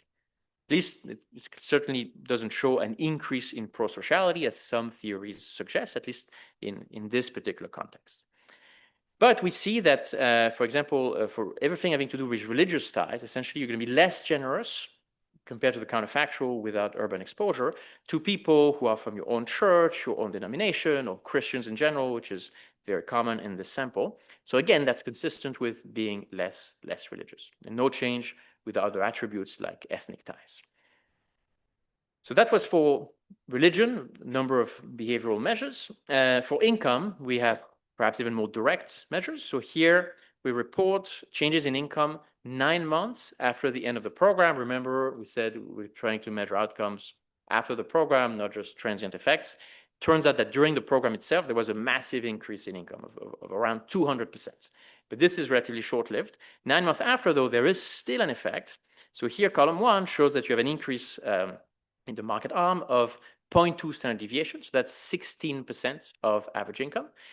And we discussed in the paper that this comes in particular through people, they managed to keep selling in Kananga. They don't go as much themselves, but they have found some partners in the city who have means of transportation and come and get some of their products. So there has been meaningful increase and sustained increase for these market participants. In the church arm, you don't see any of that. So now that we've discussed changes in values, changes in behavior, we can wonder, how do these tally up? Does this result in changes in well-being? So to get at that, we're going to start with this broad subjective well-being scale that's made up of 20 questions, which capture different aspects of well-being. Physical well-being would be questions like, do you often have headaches? Emotional well-being would be questions like, do you feel unhappy? And then there's also functional well-being with questions such as, do you find it difficult to make decisions? So we have 20 of those. This is just an illustration with a subset. If you answer yes to more than half of these questions, then you are considered depressed by that scale. And so how does this change with the treatment? Well, here, column 1, we have this measure of having answered yes to more than half of the questions, so being depressed. And so this increases in a statistically significant way, the magnitude of 5.6 percentage points in the market treatment arm. For the church arm, the point estimate is slightly lower. It's not statistically different from 0, but it's also not statistically different from the market arm. So here, it's one of the few outcomes where we cannot distinguish between the market treatment and the church arm. I'll come back to that in a second. But if we think about the rest of the table, so if you look, column 2 is just the overall score that doesn't change in a meaningful way. But then if you look at quantile regressions to the right, you see that the effect is actually driven by the higher quantile. So it means that there's more people with degraded mental health, really in the tail. So where could this come from? So again, quite fast, giving you some things we've tested in the paper. You might say, well, they have higher income, maybe it comes with more responsibility. Well, in fact, people who have higher income at the end of the experiment, they actually do better in terms of subjective well-being. You'd say, well, maybe regardless of the income outcome, they're just more engaged in commercial work, or they find this stressful. So we actually asked them about this, how they view commercial work. Is it satisfying? Is it easy? And once you've been exposed to the urban market, you're actually more likely to say this is satisfying and easy. Another view would be a lost fortune story. You had this huge impact in income during the experiment itself. You have an increase in the longer run, but it's not nearly as large. So maybe you just miss that golden age of the program. But again, the heterogeneity doesn't seem consistent with that story. So the delta in income between during the experiment and the long run measure, that doesn't correlate with the change in well-being. So instead, we think we have more support for this idea of a change in reference points. So people have updated their values and expectations. We've discussed this before. And perhaps that's in line with the higher urban standards of living. So for the income arm, that can be measured quite directly because it's about income. For church, maybe there's some of this that we don't capture as directly. They see the way people dress, the types of activities that they have, but also their reference point has perhaps shifted towards urban standards of living. So some more direct test of this idea that there's a shift in reference point. We're going to ask in a survey question how much money they think their family needs to be happy. Then we can compare that to the income that they actually make. And so the table here reminds you of the result on income for the market arm, 0.2 standard deviation increase 9 months after the program. And then the column to the right shows the gap between income to be happy and actual income that you have. And so there's in fact an increase in the market arm of 0.14. So even though they make more income, what they wish to have has increased even further. In the church arm, there's also an increase, but it's less high. But we again, we cannot here statistically distinguish between the market arm and the church arm. Again, broadly consistent that with the church, perhaps the same kind of idea of shifting reference point is at play. Looking more specifically at the market arm, we do find a correlation between how much you've shifted the number of tokens you allocate to caring about income being an important part of what it is to have a good life. So how much this has changed correlates positively with the likelihood that you are classified as depressed after the end of the program. So this brings me, I think, right on time to the conclusion, which just summarizes the results. So, we have found that markets erode religious moral values, instead promote these bourgeois or capitalist values, placing more emphasis on income, productivity, savings, and also change in worldview in the sense of having a higher belief in your self-efficacy. We've shown some behavioral measures that accord well with these new values, and we've also found a fall in subjective well-being that could relate to a shift in reference points. Desired income increases faster than actual income. So overall, bringing it back to the very broad motivation I had early on, these results align well or better with the Homo economicus view. There's a shift toward bourgeois value, which both the Du Commerce and Homo economicus views mention, but we also see the fall in religion and the fall in well-being that is more consistent with the more critical view. So thanks again for being here, and looking forward to your questions and to Devesh's presentation.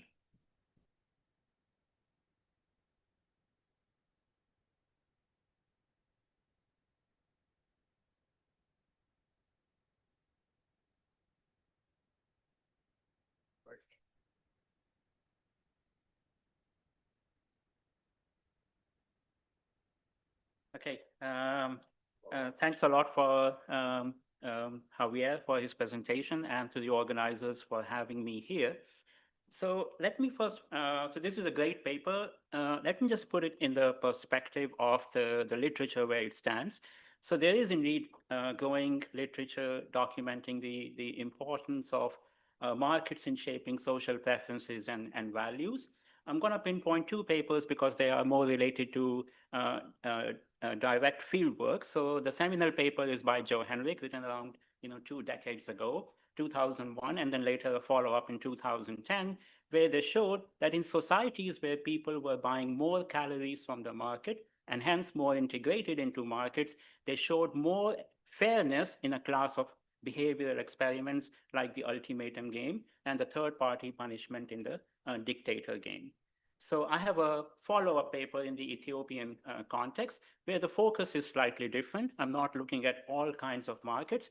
I basically focus on markets with asymmetric information, and I show that these markets create a demand for civic values and formation of formal rules for the functioning of the market itself.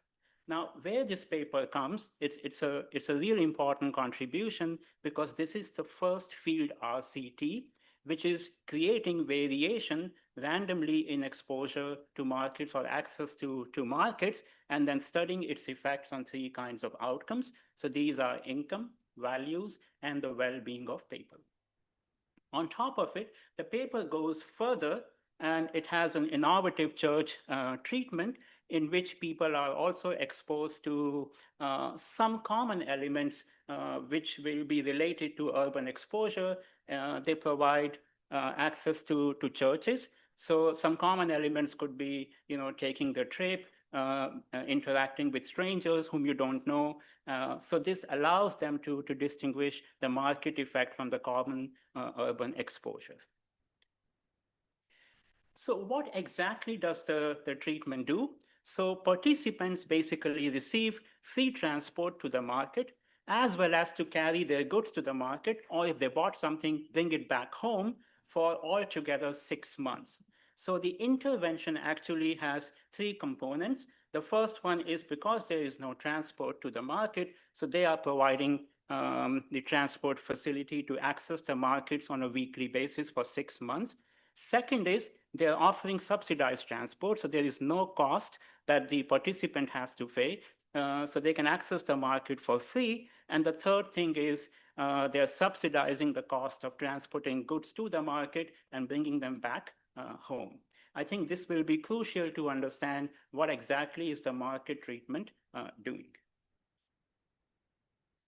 Let me highlight the beauty of this design. I don't think many people in this audience, this is my guess, would know. This is a top-class design which builds on the design by Esther Duflo and Emmanuel Saez in their paper in the QJE, where they were studying the spillover effects in retirement savings decisions. So basically, I'm going to highlight the market part because the church part is very similar and market is the main focus of study. So think of the circle with M and triple zeros. So that's going to be the control village.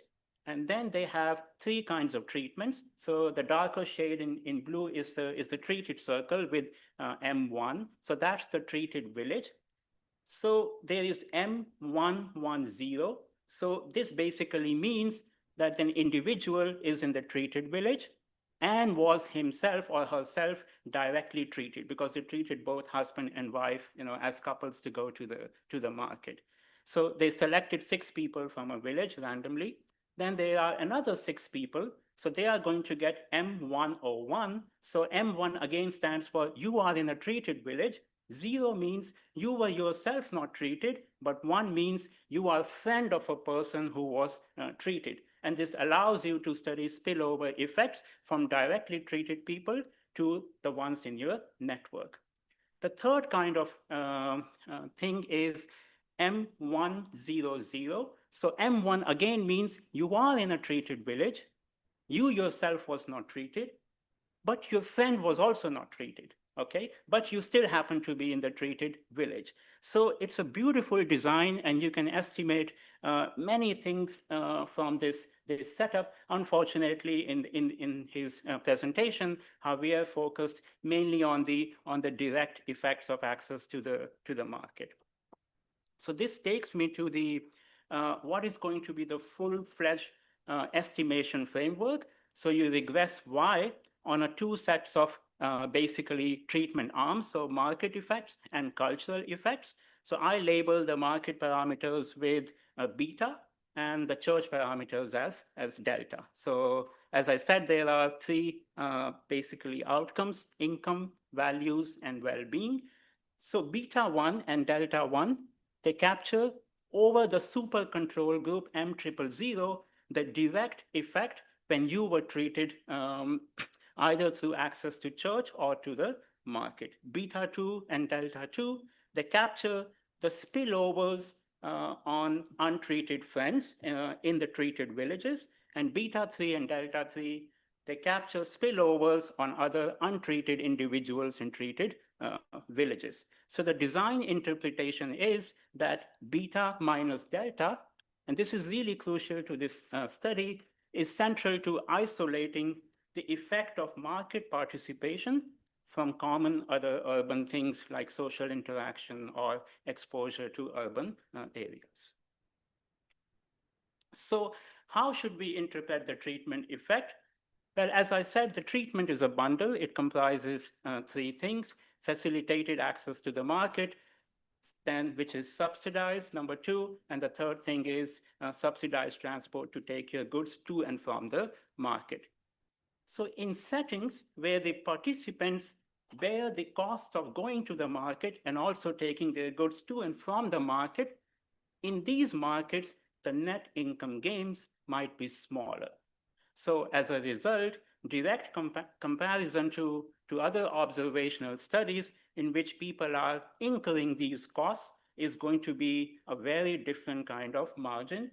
And the question is, once this subsidy is withdrawn, perhaps in a follow-up study, they can look at, are people still going to continue going to the market? What are the gains in income? And how does this react to or shape values and other outcomes further? So some caution has to be exercised in interpreting this kind of effect. The second thing is about values. So the evidence from the good life exercise, which is really beautiful, this is compelling because they look at 3 kinds of outcomes, and all throughout consistently they find that the reliance on religion goes down. and the separation of betas and deltas, or market and church, is distinctively clear.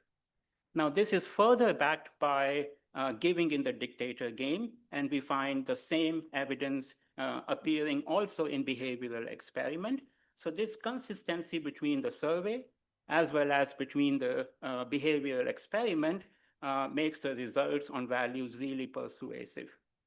The authors go further, and intriguingly, they argue that agency is the reason why reliance on God or church goes down.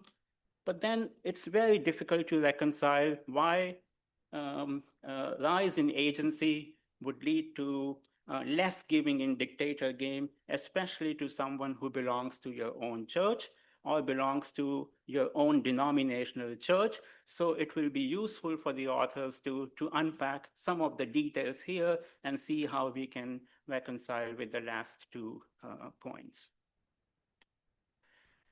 Then well-being is seen as the ultimatum outcome or the final outcome of the exercise.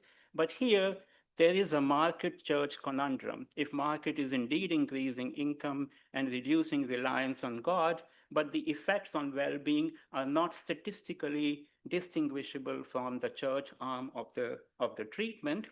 And so the overall conclusion from this part would be that this weakens the market-specific interpretation of the effect. So the authors go further and they look at several components of income to highlight why the well-being result is being, we can't separate them between the church and market, and why is it going down, because you find more and more depression. And then several aspects of income are looked at, for example, realized income or volatility of income or inequality or changes in income. So again, some cautious caution here, because all of these are endogenous post-treatment outcomes, so they cannot be used as mediators in a causal sense. And even if this were the true story, but then it's intriguing again that why does the church, because it doesn't have a pronounced effect on income, why does it have the same negative effect on well-being? So maybe I thought some other thing is happening. The authors do explore that perhaps after the study got over, the participants lost valuable access, free access to both the church as well as the market, and maybe that creates a depression. So they do look at heterogeneous analysis, but they use a median split. Perhaps the details lie in the devil. So maybe they can open the data set to see and freely estimate the effect of this loss of valuable services. Another thing is, which they explore much less both in the paper and the talk, is spillovers. So if that's indeed the reason, or some of the other reasons they posit before, a good thing will be to compare M110 to M101 or to M100, and these spillovers can bring out valuable details, both on the previous comment related to the agency part, or also related to loss of services and other such factors. So some brief other points before I sum up. They should conduct randomization inference test. They have a beautiful design, and they can take the stratification unit into consideration to do that. Providing more details on how exactly income was measured, and in acknowledging the limitations that it is self-reported, it's fine. Then especially in the value part, both using the Good Life survey as well as using dictator games, there are multiple statistical tests they carry out. So before the referees jump onto it, it's just simply, I think it's going to hold, because the value result is consistent across three kinds of studies they carry out, but a test of multiple hypotheses will be useful. And final point will be to estimate the full specification, because the design is so beautiful. If you throw out the two kinds of spillovers, it is a bit of a pity, and doing so will also bring out the entire richness of the study, regardless of the fact if the spillovers are jointly statistically insignificant. So in summary, This is a really innovative field experiment for studying how market access shapes our values and a bunch of other economic outcomes. A clear interpretation that this is a subsidized market treatment, and a more explicit discussion on the separation between market and church would make the paper substantially stronger. I will finally end by saying also more caution to the use of word homo economicus.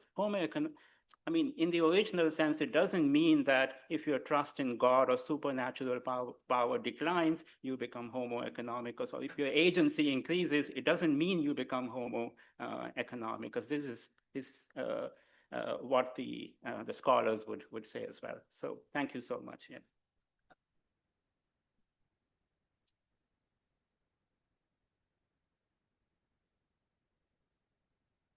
We have plenty of time for discussion. Vincent Pons, great paper and great discussion. Thank you. I have a question regarding your effect on perceived well-being. You mentioned that this effect could be driven both by, what we could call an absolute change in your actual well-being and a change in the reference point. And I guess one way, either for this study, if you have the data, or for other studies to control for possible change in reference point, would be to ask the following question, which is, how would you compare your well-being today to what it was, 6 months ago or whenever the intervention started? This way, hopefully, people would use the reference point they have today, and with that given reference point, interpret the difference between today and before the intervention. So I wanted to know if you have this data and if you think this would be a good question otherwise that would enable you to disentangle the two mechanisms. Thank you, Clemens. I have a question on the implication of the result. So you draw negative interpretation of the well-being result. I'm wondering whether there could be just a median run effect. So you change your reference point, which I think is a very convincing interpretation. So it makes you feel worse, but it also makes you change your behavior because you show that they tend to sell more in the market. And it takes time for this income to accumulate and to make you feel better. And so maybe it's a transition where your reference points has changed, but not your status. And in the longer run, you might be better. So it's already a very rich paper, but I'm wondering whether you're planning on a end line, even longer horizon survey, because then you could look at whether well-being is going back up for the market treatment, but not for the church, because the church, they have changed their standard, but not their practice in selling more income. And so then only your reference points have changed, but you have not adjusted your income or status. And so that could be a way of disentangling the two.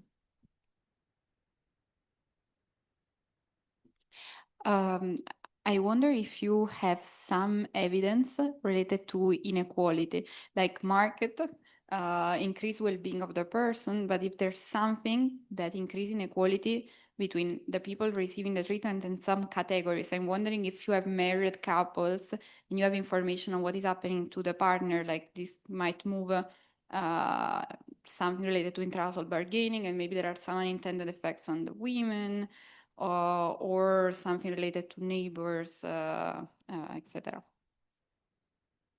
Great. Owen McGurk, Tufts, great paper, thank you. This is a little bit related to Clara's point. So one thing that could be going on is farmers go to the market, that increases their aspirations, and then that changes their production decisions, right? What to grow, how much to grow, okay? And then your 9-month follow-up, this is staggered, right? So there might be some variation. You could have some observations before the harvest and some after the harvest, and there could be interesting variation along that margin. Peter Blair, Harvard. Really excellent paper. A couple of questions. One is there some substitution effect, like where they have mechanically less time to go to church for the folks who get the market treatment and are not going to, not the church treatment? And then what's the culture on tithing there? So one of the, pardon? On tithing, like giving money to the church? Because something that could happen is as people get richer, maybe they think that they're giving the same absolute amount of money to the church, but a smaller relative amount to the church. And so like, if we thought about the estimates from your dictated game as like, what proportion of the money do I want to give to the church?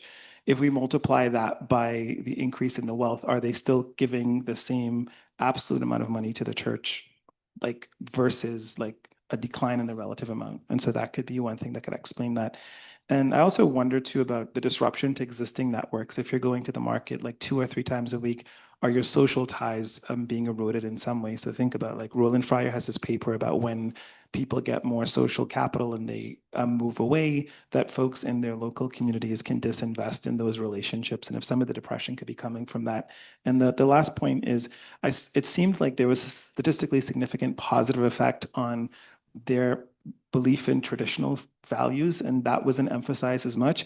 And I'm really interested to see if you're able to think about, are those traditional values like traditional like African religious values, and how would you reconcile the in a sense like these are both religious values, but like Christian religious values, or is it traditional African religious values?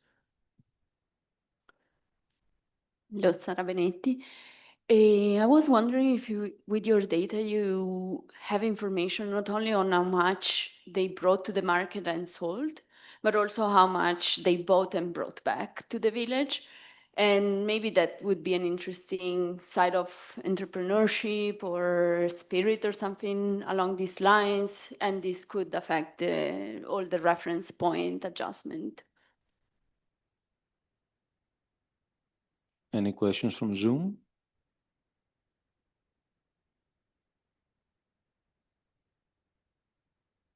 Javier, why don't you take a few minutes and I can add a couple of cents here.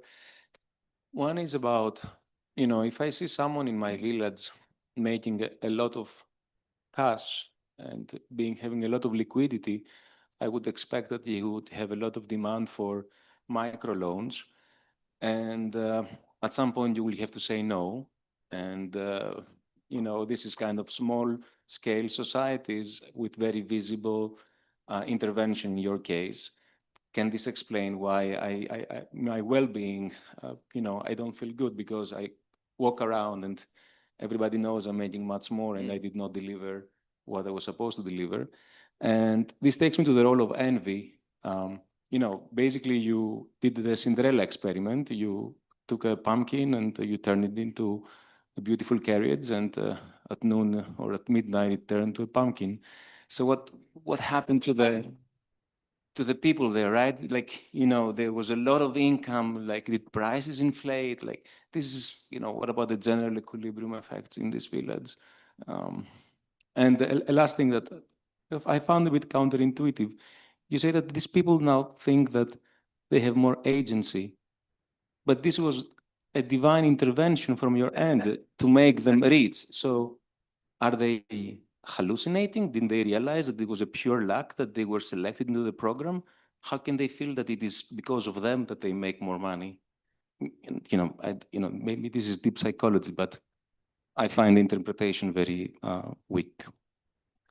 Great. Thanks so much for all the great questions. That gives us a lot of interesting ideas to pursue. Maybe Clara will have points to add, as well as my colleagues on Zoom. So I'll just start. I'll go in reverse order, and don't hesitate to jump in if you want to add anything. So Stelios, on your questions. So yeah, you mentioned this divine intervention interpretation.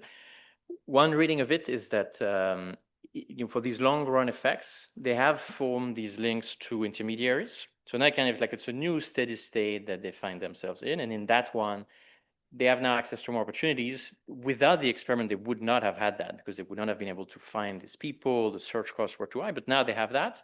And so the Benabutiro logic is that if you have higher returns to efforts, in a behavioral model where there are self-control problems, then it can be optimal for you to change your beliefs about your self-efficacy, because then endogenously you make more efforts and then that brings you to better outcomes. So we were thinking along those lines.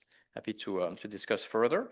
On the role of envy, we can't look at, I think everything you suggested, but we do have the spillover treatment that Devesh alluded to. And there, the main finding is that the depression results for the market arm also extend to the friends in the village. So that is completely consistent with envy. We don't see that in the church arm, but again, in the church arm, even the baseline well-being effect is not super clear. We're a bit underpowered. But so yeah, I think the GE we see some response, but we did not see response on prices and things like that. In terms of how much people brought back, we see them spending some time buying, but it's not like they bring back lots of tools and then start new businesses. We did not see this. Could have happened, but turned out not to be the case. Then going back to Peter's questions, so you're right that we had this result on traditional values going up. So traditional values are kind of like very low at baseline, if you remember one of the first graphs. And these coefficients that are expressed as standard deviations, it was not that big also, but it's, if you look at it in absolute value, it's actually very, very small. And so the interpretation, which I have from John, who knows Congo very well, in fact, he is in Congo now on Zoom. Apparently, it's a bit of a residual category where if you become less, for example, you become less religious, then you need to reallocate. Then you might reallocate it in that ancestral and customs category. But it's a very small effect in absolute value. I think it's the main point to note. You also mentioned contribution to church. We don't measure that directly, but our dictator game is holding the amount constant, and then you play that having been exposed or not exposed to the market. And so in that sense, it measures selfishness or altruism. I'm not sure we can measure contribution to church, but perhaps we have a very big survey, so maybe we can do more on that. And I think, yeah, I like also your point on the disruption to existing friendship networks. That's not something we've looked into, and we will try to do more on that. We will also try to follow your advice on the variation across harvest seasons. Maybe that can help us to look at these income effects, and that might become bigger at different points. That's an interesting idea. Evidence related to inequality. So actually, we have some of that in the paper. So what we did was we looked at market participants. There are some villages where the market participants were kind of working with the same crops, and then they had this kind of similar income increases because they were specializing in the same thing. In other markets, at baseline, they were specialized in different crops, and some have a much higher relative price when you go to the city, and so that creates inequality. And so we found that the depression effects are stronger in these villages where you have more inequality among the market participants. So that's what we've looked at. And so as if people said, okay, I had this good luck of being part of the experiment, but I didn't do as well as the other guys in the village. And so that makes me feel like I missed out perhaps on an opportunity. And so we will think about Clémence and Vincent's suggestions. We don't have the longer data, we don't have the question, but we can combine maybe an answer to these two questions. If we can do another wave, then we can ask your question, Vincent. And then Devesh, thanks a lot for the super detailed and very actionable, I think, discussion. So if I look at my notes, you mentioned the spillover. So in the answer to questions, I already mentioned one of the key results is spillover results consistent with envy within the market arm. We will think about, unsubsidized market access. I think it's a fair point. We should think more about that. Here, as I said, kind of everyone goes. In the real world, you would probably have selection on more productive types that are willing to pay the costs. And so one thing could be within our setting, we could try to find proxies for who was actually a more productive type and see if the effects are different for that subpopulation. That could be one thing to look at. You might also think that the urbanization process and these road transportation networks will improve, and so eventually everyone will also have access. So perhaps both margins are relevant to some extent.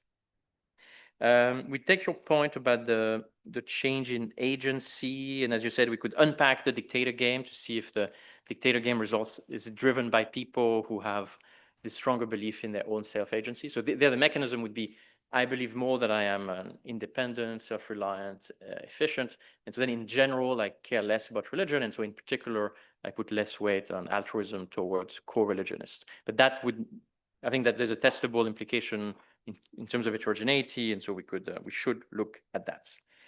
You highlighted the market church conundrum in well-being. I think it's the way you called it. And we agree. We think it could be I guess two things. One is we're sort of underpowered in this church treatment. Like if we just had church, we would not have said, oh, we think there's something very strong, very clear happening there. That's one thing. And the other is the reference point idea could be at play within the church arm, but not in terms of income, because that's not what directly happens to them, but it's more in terms of who they get exposed to, the kinds of lifestyles that they imagine. So that we have to think more carefully to see what we can do there. And then you're totally on board with your other points about randomization inference.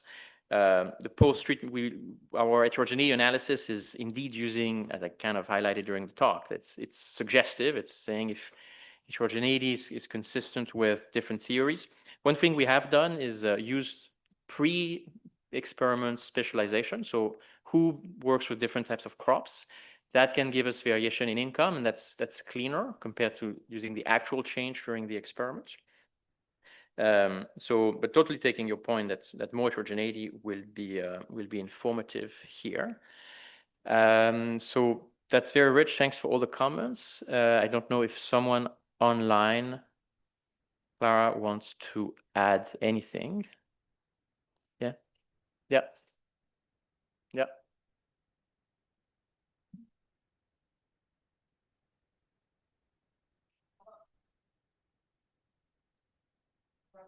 Friends and the network, there was a question of that changes. So to begin with, somehow, surprisingly, people have a very small network. So on the baseline survey, we needed to measure who's in their network to interview that person. And many people struggled giving at least one name. So they said maybe one person, and many said zero. And we said, you have to give us somebody.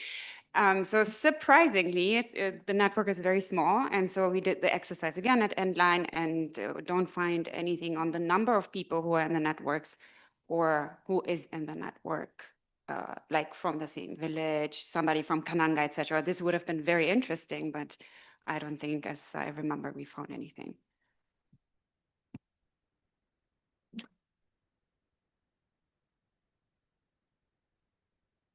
Xavi? Yeah, great. Is there another question? I have one.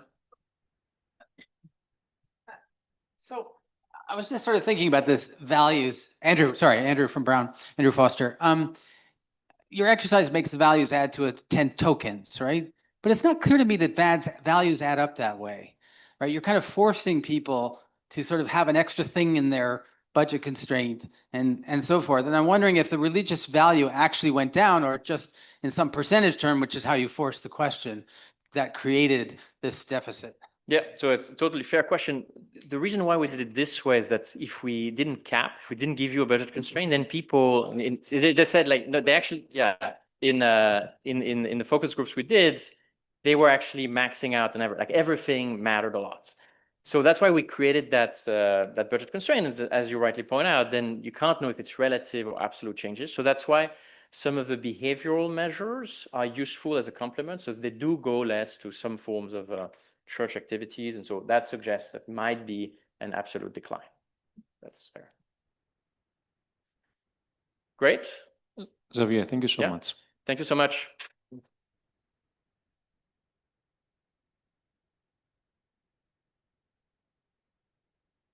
Thank you, everybody. This concludes the Political Economy Institute. Could we thank the organizers?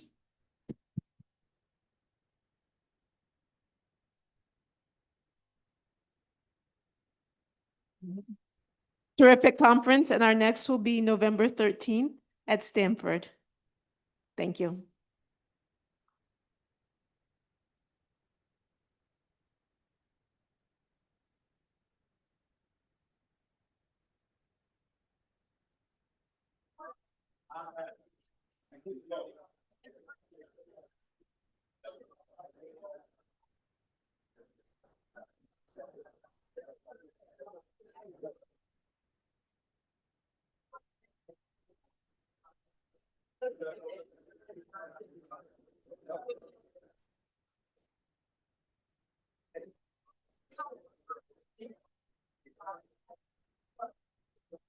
Thank you.